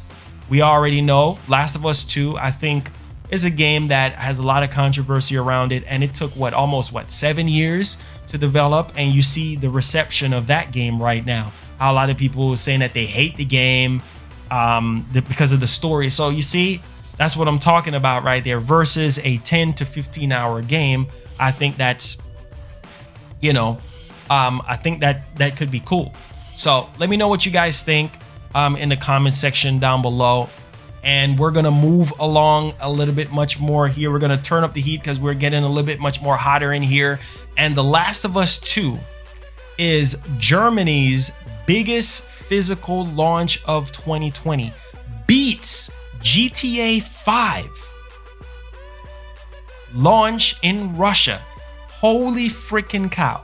So The Last of Us 2 right now is the biggest physical launch of 2020. It beats GTA 5 in Russia at launch. That's crazy, because we're talking about GTA 5. So this game, I already know it's probably outsold Spider-Man at this point, because Spider-Man for the PS5, for the PS4, within 3 days it was at 3.3 million sold. So wow, I'm pretty sure Last of Us, I mean, if you're edging out GTA 5, that's crazy, bro. That's literally crazy. This thing is doing crazy freaking numbers. The title also broken records in Russia, where it's become the biggest launch in PS3 and PS4 history, outpacing even Grand Theft Auto 5 over a 3-day period. So yeah, it already probably outsold, you know, Spider-Man at this point, in my opinion. So, and this is it also has achieved similar success in Czech Republic, Slovakia, if I'm saying that correctly, where it becomes the fastest selling PS4 exclusive to date. So that's mind-blowing, literally mind-blowing, with all the controversy, with everything that's been going on with this game, and it's still selling well. On top of that, The Last of Us 2 tops software charts in Japan as well. A rare win for PS4. So the fact that the game is actually selling extraordinarily well in Japan, that type of game, because in Japan, I think a lot of people know Japanese players, they love RPGs, and I think they're mainly RPGs over there. Like, they love heavy, you know what I'm saying, RPGs. And the fact that this game, a survival kind of horror game, is doing extraordinarily well, that's crazy. Now, listen to this. We do have some numbers here. So The Last of Us Part 2 has gone straight to #1 in Japan. The PS4 exclusive sold 179,000 copies, around 60,000 more units than The Last of Us managed when it hit in 2013. That is crazy. Like, I don't even think we even got any sales numbers or anything. Like 179,000 copies, bruh. And the game came out, what, on the 19th? That's crazy. That's literally crazy right now. So that's definitely doing very, very well right now for them. Now, here is the downward spiral for The Last of Us 2. And like I said before, where there is smoke, there's fire. Where there is success, there is failure. And so right now, JB Hi-Fi, if I'm saying that correctly, not accepting any more of The Last of Us Part 2 trade-ins. So apparently they are getting way too many trade-ins for this game. A lot of people right now listen to this. People are having a difficult time playing through The Last of Us 2 due to some of its graphic and controversial scenes, and are reportedly returning the game like insanely. So people are trading in the game left and right. So yes, it's selling great, but no, people are trading in the game like crazy, to the point where they're like, we're not taking any more trade-ins right now. We're just like, hey, look, So listen to this one. Australia's largest game retailer, JB Hi-Fi, are reportedly not accepting any more returns of The Last of Us 2 and have temporarily suspended trade-ins during the game release. So they're not taking any more trade-ins right now. And hey, well, there you guys go. There you guys go. They're getting too much trade. Anytime you get too much trades, man, it's hard for you to flip that thing. I used to work retail, so I know exactly what's going on there. All right, guys, let's move along here. Hopefully you guys are catching along with the news video. Make sure you guys hit that like button, hit that share button, subscribe if you're brand new. Let's get it popping. So, new Sony patent hints at a more immersive experience for PlayStation VR 2. So I'm pretty excited for PlayStation VR 2. My big gripe with PlayStation VR right now is that it gets fuzzy at times. I just wish that the resolution would be a lot higher, frame rate would be a lot smoother, and it was actually wireless. And I do believe that PlayStation VR 2 is going to be completely wireless. We saw the patents where you have like a wristband around your hand or something like that, and you can move like wirelessly. Cannot wait for that. Now check this out. It says Sony hosted the Future of Gaming earlier this month to unveil the brand new piece of technology, the PS5, although it didn't feature anything about the PlayStation VR 2. A new patent could offer some indication of what to expect with the next-gen headset. A while ago, Sony Interactive Entertainment filed a patent that hints at sickness reduction for PlayStation VR 2. So a lot of people don't know that, well, I think a lot of people do know that you get motion sickness. A lot of people do get motion sickness from PlayStation VR because of how the game is being played, and if you're moving around too much and everything like that. Me personally, one of the most terrifying games for me was Resident Evil 7, right? Resident Evil 7 was just insane on that type of scale. And so it's going to be crazy to see how Resident Evil 8 is going to be with PlayStation VR 2. You know what I mean? With all those visual upgrades with the goggles and it being wireless, man, that's going to be for some crazy YouTube content. Now, check this out. Now, the company has filed a new patent that seems to target a highly enjoyable viewing experience for the headset. And that's something that a lot of people want, right? They want a very, you know, smooth, very enjoyable experience when it comes to the PlayStation VR 2 headset. And I think that's really, really dope. Now, as unearthed by Game and Intel, Sony's latest patent is for new information processing system method. So how the VR headset is going to process the information and everything like that from the box. And so I'm pretty excited about this. Cannot wait to see more on PlayStation VR 2. Hopefully we might see it this year, and it might not come out until next year. So more on that real soon, guys, as we get along here. Now, we're gonna move along here, guys, because we're getting on the tail end of everything here. Epic talks about how it's been working with Sony for years on the Unreal Engine 5. And I think a lot of people, you know, they look at the whole Unreal Engine 5 situation and they're like, yeah, okay, yeah, this is possible on Series X, but they show it running on PlayStation 5. You know, regardless of the 1440p fiasco, it doesn't matter. What's up, man? How you doing? Welcome to the show. Now, check this out. In an interview with, which is in E347, Sweetney says that the discussions between Epic and Sony started several years ago. It was 3 or 4 years ago, at least, when we started to talk with Mark Cerny about possibilities for the next generation. That just goes to show you how far back they've been planning and talking about this stuff. As Edge goes on to detail, the conversation between Epic and Sony centered around the growing realization that storage architecture in game hardware was limiting what developers could do when it comes to making games. A standout feature include the PS5 specs is the console's new storage system. With its tailor-made SSD, the PS5 is set to process data 100 times faster than a PS4 and will speed up PS5 will speed up load times for next generation of game worlds. Now, Sweetney says the collaboration with Sony has been longer running than when Microsoft and the team at Epic were able to get very early access to Sony's next-gen hardware. With influence, the decision to debut the Unreal Engine 5 tech demo on the PlayStation 5. Now, listen to this. Sony really did a fantastic job on implementing a new platform around the realization that storage could be revolutionized, Sweetney says. Now, the PlayStation 5 is built not only on a huge body of flash memory, but also with a high bandwidth and low latency don't mind that noise, guys, framework for accessing it and for getting it to wherever you need for any type of work. Now, Sweetney also described how the PS5 can render texture highly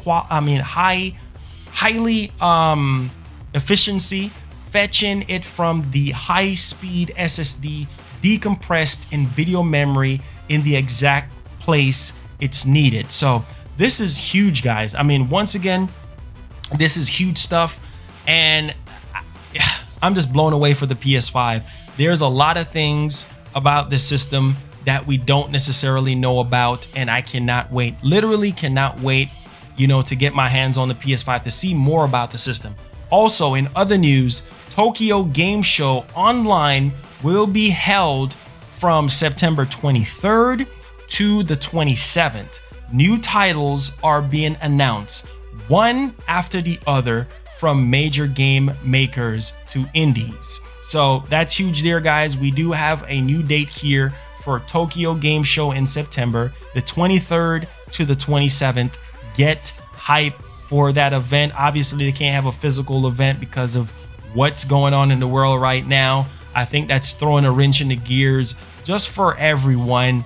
And yeah, so we're gonna move on here, guys. We have, I think, like 2 pieces more, and we're getting to the tail end. Okay, so the Xbox Series X difference will be immersion more than visual. Spencer says, head of Xbox talks about what will separate Microsoft's next-gen experience, says cell phone like all access payment program will be critical. Oh yeah, so we already found out more information on that during the video when we were watching it.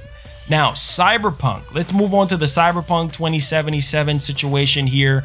They had a big blowout for this game. I think they showed a gameplay demo for the game. We do know the game is coming out in November. I think I forgot the specific date, but we do know it's coming out in November now. That's the new date for it. And they showed off a trailer. They showed off some gameplay. And I think Jeff Keighley had some hands-on with Cyberpunk 2077. And we do know that the PS5 version of the game, well, the PS4 version is going to get a free upgrade and whatnot to the PlayStation 5 with all the visual fidelity and all of that. So from what I've seen from, November 19th, thank you. So from what I'm seeing here from Cyberpunk 2077, it seems like it's going to be a very, very dope game. Cannot wait to actually play it, especially when I first saw it and everything. So hopefully you guys get hype. November 19th seems to be the concrete date. And yeah, leads me to believe they might just have a simultaneous release, right? PS5 Series X version, and of course PS4 and Xbox One. So we'll see what happens on that front. Let me make sure that we don't have anything else miscellaneous that is tinkering around here. And I think a lot of you guys are going to be very, very excited here as we progress forward. And you know, this is one of those things where I tell people, try to be ready. Try to be ready at all costs here. Now, as far as miscellaneous stuff, Resident Evil 4 remake to see Capcom expanding greatly on the story. So this is a rumor here, and from what I was hearing, I think this was coming from Dusk Gollum, that it's going to be something built from the ground up and not so much of a remake. So it's going to be built from the ground up, I'm guessing, to take advantage of PlayStation 5 and the Series X. So it's not so much of a remake like how 2 and 3 was, but something that's built from scratch, and they're going to expand the story. So man, that's definitely going to be something that I think a lot of people are going to be excited for when it comes to Resident Evil 4. As we know that Resident Evil 4, you know, it's been out on almost every single console that you can think of that's known to man. So hopefully you guys are excited about that. I think that's definitely going to be legendary here. So we're at the Q&A portion of the show, and if you guys have any questions or concerns, feel free to drop it on your boy. Also, wait a minute, we do have something I wanted to share with you guys here when it comes to the Xbox Series X, and I think this has to do with IGN and what optimized for Xbox Series X really means. So hold on to your questions just a little bit here. We do have a little bit on the 30 minutes to go before we wrap up the show, but I wanted to share this with you guys. Now check this out. This is the guy behind the Xbox Series X. Hey everybody, welcome back to IGN Summer of Gaming. I'm Bo Moore, and I'm joined once again by Jason Ronald, one of the lead engineers for the Xbox Series X. Jason, thanks again for joining me. Hey Bo, it's great to be back with you again. So this week we are talking about optimized for Xbox Series X. Jason, just give me a rundown. What exactly does that mean? Sure. So in its simplest form, optimized for Xbox Series X means that a developer has actually designed and built a title to take full advantage of all the power and the capability that we've delivered with Xbox Series X. And we really think about it in 2 categories of content. First is games that are natively designed and built for Xbox Series X. These are games that are coming to the platform, games like Halo Infinite or Assassin's Creed Valhalla, or even games that are exclusive to generation, such as The Medium or Scorn. And then we also have a series of titles that are actually going back and reopening the game to enhance the game for next generation, such as Gears 5 or Destiny 2, where they're actually going back and doing dedicated engineering work to really tailor the game for the Xbox Series X. For those two examples that you gave, is there really any difference between the games that are built natively for Series X versus those ones that have gone back in and re-optimized?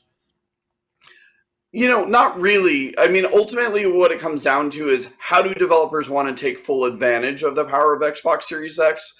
And for games that were really designed to push those next generation boundaries, a lot of times they make different design decisions or different content decisions to really make sure they're taking full advantage of that. Whereas for titles that have already previously been released on, say, Xbox One, they're really looking at optimization opportunities as opposed to going back and rebuilding the game from scratch. Really just break down for me what it means to be optimized for Series X. What's the main difference between playing a game that has that optimized for Series X tag versus one that doesn't? That's a great question. When we really think about what it means to be optimized for Xbox Series X, we put it in three buckets. So first is titles that are really pushing the visual fidelity further than you've ever seen before. So this might be higher resolution games. This might be more dynamic living worlds, you know, much more vibrant.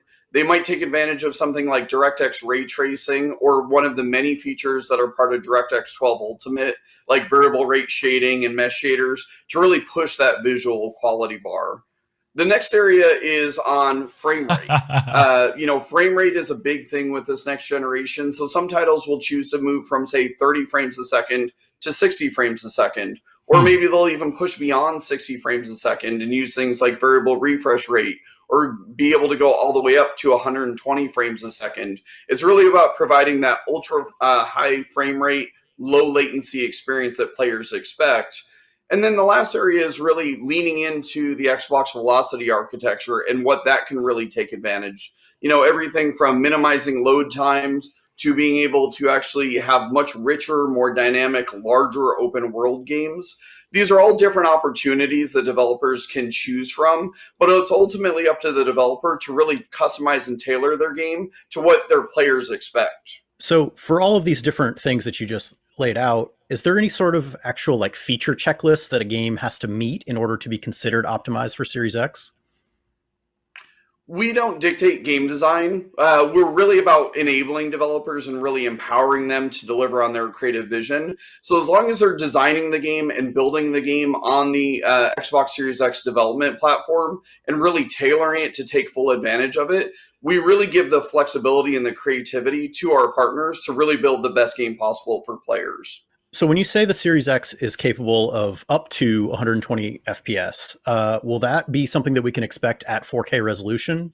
So we are Very up important to question. 120 frames a second with 4K. Some developers will choose to use techniques like dynamic resolution scaling because they want to maintain that rock solid frame rate, and they'll prioritize frame rate over resolution. There's other games that will absolutely deliver 4K at 120 frames a second. So it's about the flexibility and the capability that we put in developers' hands. Just like today, you have some games that say maybe have a performance mode and a visual or an image quality mode. Some titles will choose to do that as well. So it's really about that flexibility from a developer's perspective. See that old dashboard in the background? For the developers that are going back to update their games, what kind of development work really goes into taking a current gen title and giving it that extra bit of polish to make it an optimized for Series X game? We really designed this to be as easy as possible for developers. And if you look at some of the things that we shared earlier this year, you know, when we worked with the Coalition as an example, it took them about 2 weeks to get their existing Gears 5 game up and running on Xbox Series X. And with all the extra power that was available to them, it was very easy for them to start enabling a bunch of features that either they had prototyped initially or maybe that were only possible on the PC.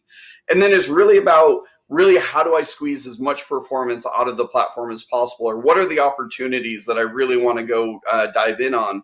And so far, what we've seen so far from all our partners building games on Xbox Series X, we're really excited by the early results that they're already seeing. And it's really exciting to see how far they're going to be able to push the envelope from what you've seen in traditional games. So is optimized for Series X something that we can expect to see on every single first-party Xbox game going forward? So as we've said, like all of the Xbox Game Studios games moving forward will work both on Xbox One as well as Xbox Series X.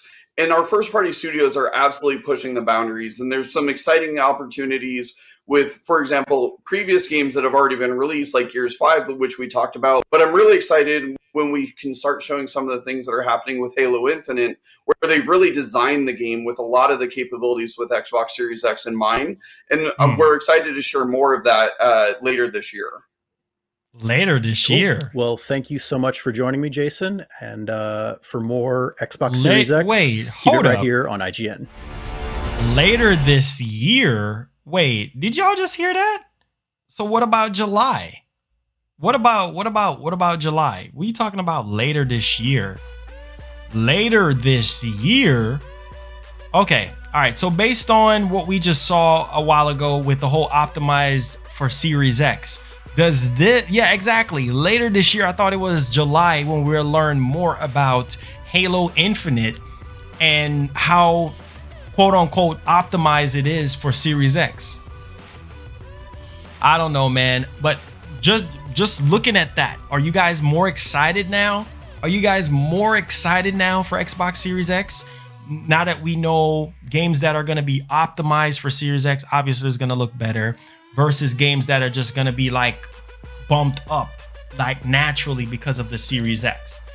I mean, I don't know, because they're talking about optimized for Series X, games that are built from the ground up, you know what I'm saying, on Series X, and games that are just naturally just bumped up because of the power of the Series X. Like, I don't know, man. I don't know. He said later this year he's gonna talk about Halo Infinite and the capabilities of, I thought it was supposed to be next month. Ah, God, I don't know. I don't know, guys. This worries me, man. And Phil, obviously Phil just, I don't know, man. I don't know. I think Phil is shaking right now. Phil, I'm really worried about Phil, man. I don't really know. He sounds very shaky in his voice. And I don't know, guys. I don't know. I really don't know. I mean, yes, that's cool that games that are going to be optimized for Series X, you know what I'm saying, it's going to take full advantage of the hardware, but I don't know, man. Wait until later this year. Wait till, that's all we've been hearing. Wait till later this year. You said this month coming up, right? We supposed to learn more about first party stuff. I don't know, man. I don't know. And I felt like they're not showing Halo Infinite. Like, we want to see the game already. You know what I'm saying? And there's no doubt in my mind that the game is not going to look good. Like, I don't know, guys. What's up, Freeze? What's up, man? But let me know what you guys think. Some of y'all saying flush. I don't know, man. I don't know. I'm kind of worried a little bit. I just need to see the games, man. I just need to see the games. I really do. I really do. I need to see the games, man. So we got about 15 or 20 more minutes to take some questions. I don't know, man. I need to see the games. That's what it boils down to for me. The games. The games. If I'm not seeing games, and that's cool. Yes, that's cool. That games are going to be optimized for Series X. They're going to have better frame rate. You're going to have frame rate options. You know, they're going to use these gimmicky trickery, variable, like, whatever, man. I need to see the games. And it's funny how when they asked Phil Spencer about Halo Infinite, he was just laughing. Like, what's so funny? Like, we need to know about Halo Infinite. Like, come on, man. I don't know. I don't really know. Do you think that the Series S will be based off xCloud? It is possible. Yep. I think it's possible because we just learned that Phil Spencer was saying that they're trying to expand on cloud gaming and, you know, get more like blades, you know, going, you know, trying to expand that horizon. So there's definitely a lot of stuff, man. Hey, Darius86, what's up, man? How you doing? I'm already on Twitter, man. I don't see a darn thing. I don't see a darn thing, man. Wait till July turn into wait till later this year. Exactly. Exactly. Cyberpunk 2077 trailer dropped today. Yeah, I saw that. The game looks phenomenal, man. I just got home from work. What's up, Big Punk, man? Yeah, you missed out a chunk of the show, so the show will be up. You know, you can go ahead and replay. We covered a lot of stuff. It was a jam-packed show. We definitely had a lot of stuff to talk about today. You said that we got to be patient when talking about PlayStation before they even showed us anything. Now you complain about, well, reason why? You want to know the reason why? Because Microsoft had a head start. They could have been show us gameplay. They still have not. They had 6 months to show us something. So you doggone right. I'm being impatient with Microsoft because this month we still didn't get anything from them. Still did not get anything from them. So you doggone right I'm being impatient with Microsoft because they had 6 months from 2019, bro. From the time they showed off the system, they could have showed us gameplay running on the system. They did not. So I guess we need to be patient with Microsoft too. When they promised us Xbox Series X content every month leading up to the system, that was a lie because we didn't get anything for Series X this month. This month is basically over with. They could have used this month to show us something for the Xbox Series X. They didn't show us anything. So I don't know, man. But hey, what do I know? Marlon, do you think that PS5, man, look, it comes down to the games, bro. It comes down to the games. And that's where I think Microsoft is going to have a little bit of trouble. If they don't dominate in July, we might have some trouble on our hands. Xbox Series X don't have anything. I don't know, man. Hey, Gamer, thank you so much, man. Appreciate you guys hanging with your boy. I already checked Twitter. I don't see nothing. I don't see anything at all. I already covered basically everything out on Twitter, so I don't see anything else. Let's see here. Freeze, what was your question? Let me go back to your question because you're a sponsor. It says we don't know when the Avengers game is gonna come out. The demo is gonna come out. Marlon, do you think Microsoft is just lazy to show? I don't think lazy. I just think they're nervous. I don't know, man. They should have been showed us gameplay already, bruh. Like honestly, what's the holdup? Marlon, do you think? Okay, I said PS4 ever. I don't know. Both consoles are fake 4K. I want to see Fable. I hope so because as we know right now, Halo Infinite is gonna have a strong showing there. So we'll see what happens. Let's see here. Marlon, I'm buying PS5 most definitely. To this day, Xbox showed a music video. PlayStation showed Spider-Man, Horizon 2, and more. Exactly. What have Microsoft showed us gameplay wise to get us excited for Series X? Nothing. Okay, if Microsoft had good games, they would have showed it by now, bruh. I don't know. Halo, you see, Halo is their crown jewel. Halo is something that they're hyping up. So yeah, there you go. You heard it right there from Phil Spencer. I play all of that so you guys can hear it from the horse's mouth. xCloud Game Pass, that's all about Microsoft and cloud gaming. Do you think Xbox is just trying to build hype like PlayStation? Yeah, I think so. Because they should have shown us something this year. Oh, I saw the pictures. You talking about with the shoes and the PS5? Yeah, I saw that. Marlon, Sony says they are not dead yet. Still Sony TNT. Okay, I'm buying PS5. Okay. My GameStop is okay. Let's see here. Have we seen any Series X titles running on hardware? Exactly. We have not seen a darn thing running on hardware yet. We haven't seen a developer pick up a controller or at least show us at the event that no, this is running on actual Series X hardware. We have not seen that.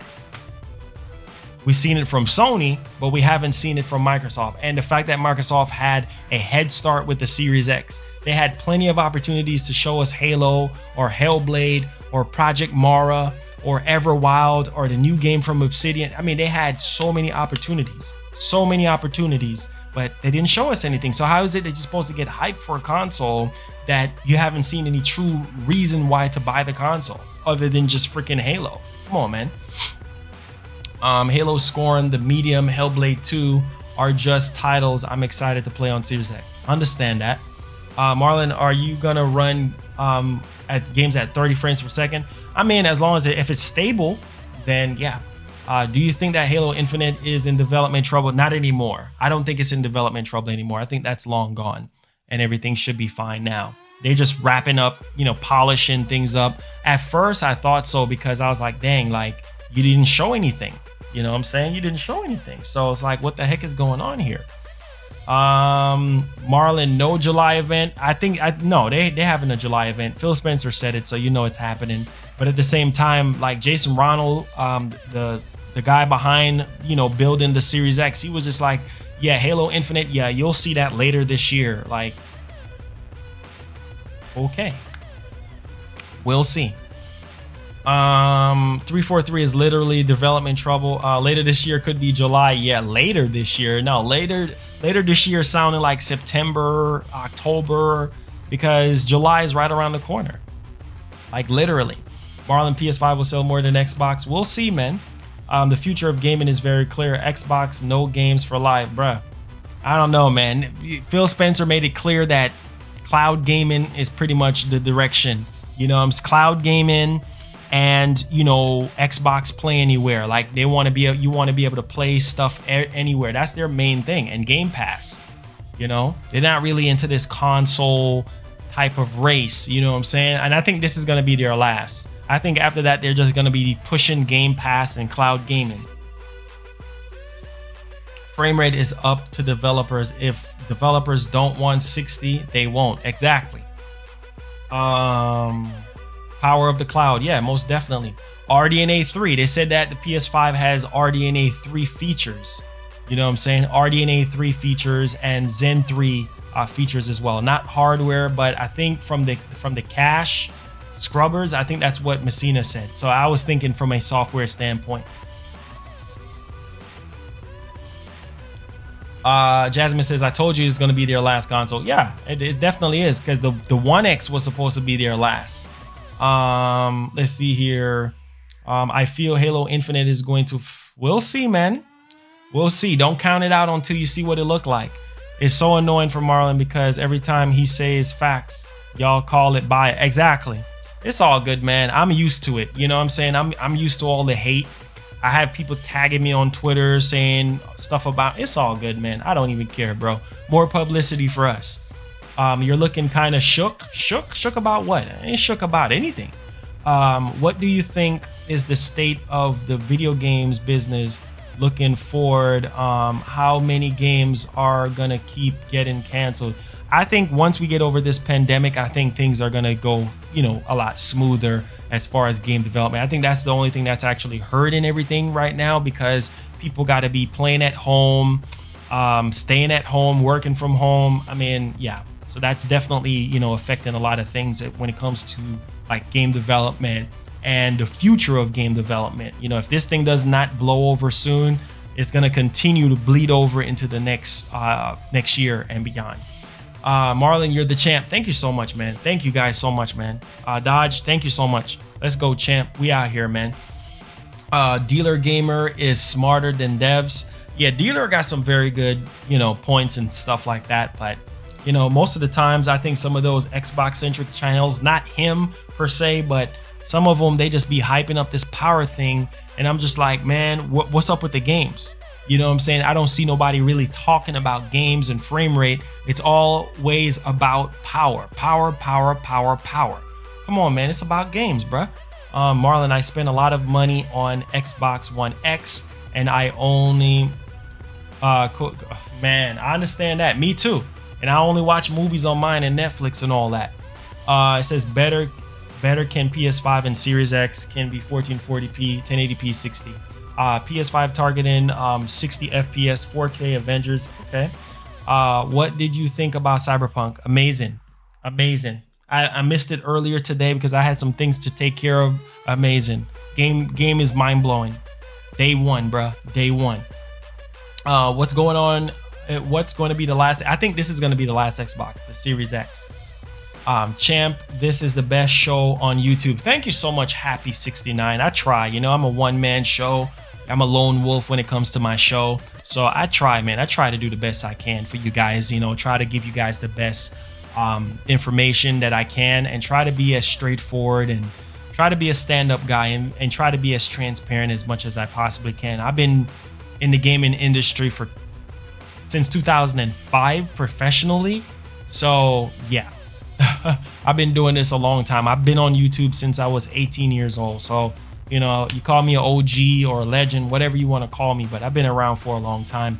Met a lot of these people, you know, Phil Spencer, Mark Cerny, Adam Sessler, met a lot of these people, man. So, you know, I'm blessed, most definitely, thankful. No, still working on The Last of Us 2. Thank you so much, Jasmine. Still working on that. Xbox event in August. I think we might get something in August as well, because they said every single month, right? Do you think Cyberpunk can reach the same level as GTA 5? You talking about sales wise? I don't think so. Ghost of Tsushima running on PS5 is a whole other story. You already know, bro. Can't wait. You saw that post, I think it was from Shuya Yoshida, said that he was like blown away. His jaws was on the floor. Like his jaw was on the floor when playing Ghost of Tsushima on PlayStation 5. So, I mean, there you guys go. Marlon, you should stop talking. Survey on your page is a lot of subscribers and fans are Sony fans. Okay. Marlon, Phil Spencer said that the power of the cloud would boost the Xbox One graphics, but it didn't. Exactly. Morgan Webb, yeah, Morgan Webb as well. We appreciate you, Marlon. Thank you so much, man. Appreciate the love and the support. Marlon, did you meet? Yeah, Jack Tretton as well. I met Jack Tretton as well. Met a lot of people. Met Aaron Greenberg as well. If you look on my channel and you type in Xbox One X, you'll see me, Hip Hop Gamer, and we were right there with Aaron Greenberg. Like, I was one of the first people to actually put the Xbox One S on YouTube, and I think that video had like 15 or 20,000 views at the time. So yeah, I know a lot of people in the industry, man. Know a lot of people in the industry, met a lot of people, you know, so I'm blessed for that one. Cyberpunk 300 hours episode 1 more, bruh, can't wait for that game. Why buy an Xbox Series X if we can have everything through xCloud Game Pass? Just like Phil Spencer said, you can play anywhere. You don't have to just play on the box, but you can play anywhere, and that's his like main focus. Marlon, thank you for being the most honest YouTuber ever. We love you, bro. Thank you so much, man. You know, appreciate that. Marlon, never push gaming. Microsoft never pushed gaming forward or develop anything themselves. They always bought their way into the gaming space, man. You know, that's why I see a lot of people are jumping on Microsoft for the whole xCloud situation, right? You know, because they have that cloud capabilities and they're willing to help any of their competitors like Nintendo or Sony. Marlon, thank you for being, okay, thank you so much, man. Marlon is a legend out here. Thank you so much, Benton. Appreciate that, man. Thank you. Oh, family is doing great. As a matter of fact, I'm gonna go ahead and wrap things up now because I have to go and spend time with the wifey. Today is her birthday, and I said I was gonna be gone for at least 2 hours. So it is about 2 hours and 20 minutes. So really do appreciate you guys so much. I try to answer as many questions as I could. Today is her birthday, so I'm gonna be spending the rest of the day with her, and we'll be back here tomorrow with another banging show. So hopefully I made your day better with more information about these next gen hardware systems.